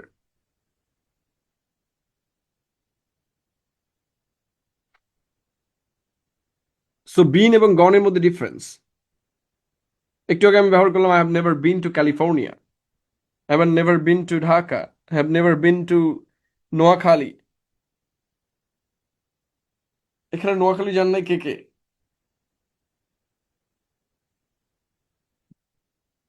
পাশের দেশ নোয়াখালী, পাশের দেশে তো যাওয়া উচিত সবাই। পাশের দেশ নোয়াখালী থেকে জীবনে একবার হলে সবার ঘুরে আসা উচিত, ঠিক আছে? আমরা তো অনেকেই বিদেশ যেতে পারি নাই, তো যারা পারেন নাই তারা অবশ্যই নোয়াখালী একবার যাবেন। এটা একটা ভিন্ন দেশ, ভিন্ন গ্রহ। সো পাশের দেশ নোয়াখালী থেকে ঘুরে আসবেন, ঠিক আছে? সো কোথাও গিয়ে যদি ফিরে আসা বোঝায়, বিন আমরা কখন ব্যবহার করি? যখন আমরা প্রেজেন্ট পারফেক্ট টেন্সে বিন ব্যবহার করি তখন এর অর্থ হলো কোনো ব্যক্তি কোনো স্থানে গিয়েছিলেন এবং সেখান থেকে ফিরে এসেছেন। আমরা ছোটবেলায় একটা কবিতা পড়েছি না, pussy cat where have you been, I have been to London to see the queen. পড়েছেন না? I have been to London to see the queen. তো এই বিন কেন ব্যবহার করা হলো? বিন মানে হচ্ছে কোথাও গিয়ে ফিরে আসা। তো আমি যদি বলি যে I have been two Satkhira, তার মানে আমি এখন কোথায় আছি? আই মিন ঢাকা নাও, মানে আমি সাতক্ষীরা গিয়েছিলাম and আই এম ব্যাক। তাহলে কোনো ব্যক্তি যদি কোনো স্থানে গিয়েছিলেন এবং সেখান থেকে ইতোমধ্যেই ফিরে এসেছেন, এরকম বোঝাতে আমরা বিন ব্যবহার করি, ঠিক আছে? So I have been two Cox's বাজার, আমি কক্সবাজার গিয়েছি, তার মানে আমি এখন বাড়িতে বা অন্য কোথাও আছি এবং কক্সবাজারে নেই, কাজ শেষ। Have you ever been to London, তুমি কি লন্ডনে গিয়েছো? অর্থাৎ আমি এখন দাঁড়িয়েছি কোথায়? ঢাকাতে। তো আমি যদি বলছি আমি লন্ডনে যাইনি, তার মানে আমি লন্ডনে গেলেও তো আই হ্যাভ বিন লিখতাম। তো যেহেতু যাই নাই, আই হ্যাভ নেভার বিন, কারণ আমি আপনার সামনে দাঁড়িয়ে আছি, সো আমি লন্ডনে নাই আসলে। তাহলে কোথাও গিয়ে যদি ফিরে আসা বোঝায় তাহলে বিন হয়, আর যদি কোথাও গিয়ে ওখানেই থেকে যান তাহলে গন হয়। সো দেখেন, যখন আমরা গন ব্যবহার করি এই জন্য মারা গেলে আমরা কি লিখি? গন। মানে ওর আর ফিরে আসার কোনো চান্স নেই ভাই। নোয়াখালীর একজন বলেছে যে আসবেন সবাই, দাওয়াত রইল, ভাই আমাদের পাসপোর্ট নাই, সরি, আমাদের উই নিড ভিসা। কিন্তু আমি কিন্তু নোয়াখালীর সাপোর্টার। এই যে নোয়াখালী বিভাগ চেয়ে আন্দোলনে আমি কিন্তু পোস্ট করছিলাম নোয়াখালীর পক্ষে, বৃহত্তর নোয়াখালীর পক্ষে আছে। সো যখন আমরা গণ ব্যবহার করি তখন এর অর্থ হলো ব্যক্তি গন্তব্যের উদ্দেশ্যে রওনা হয়েছেন এবং এখনো ফিরে আসেননি। তিনি হয় পথে আছেন অথবা গন্তব্যস্থলেই আছেন, অথবা তিনি ফিরে আসেন নাই। So where is Rahim? He has gone to the market. তার মানে রহিম এখন কোথায় আছে? বাজারে আছে, বাসায় ফেরেনি। সো দেখেন, আপনার মা ধরেন জিজ্ঞেস করলো এই বাজারে গেছিলি, তো আপনি কি বললেন? যে have been two the market. তার মানে কি? আমি বাজারে গিয়েছিলাম, এখন আমি ফিরে আসছি। বোঝা গেল আর কি।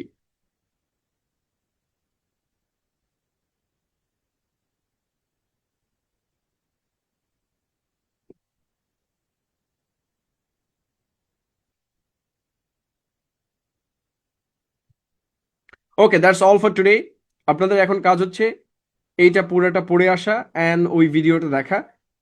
এর বাইরে যে অংশটা আছে আমি ওই ভিডিওতে কভার দিয়েছি, জাস্ট রিড ইট। আমাদের সবচেয়ে বেশি রাইটিংয়ে যেটা কাজে লাগবে দুইটা টেন্স, সেই দুইটা টেন্সের নাম হচ্ছে present simple and past simple.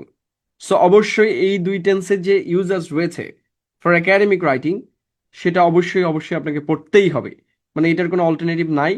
কারণ আপনি যখনই ইংরেজি লিখবেন দেখবেন 80% sentences are whether in past simple or in present simple. Okay, আপনাদের কোনো কোশ্চেন থাকলে আপনারা এখন করতে পারেন। অবশ্যই আজকের কোনো পড়া নিয়ে অথবা গতকালকের কোনো পড়া নিয়ে, পড়ার বাইরে কোনো কোশ্চেন করবেন না। মানে আজকের পড়ার বাইরে আর কি, তাহলে অনেকের মাথায় হ্যাং হয়ে যাবে কিন্তু। ওকে, আমরা আনমিউটেড অপশন দিয়েছি, so you can ask any questions. আসসালামু আলাইকুম স্যার। ওয়ালাইকুম আসসালাম।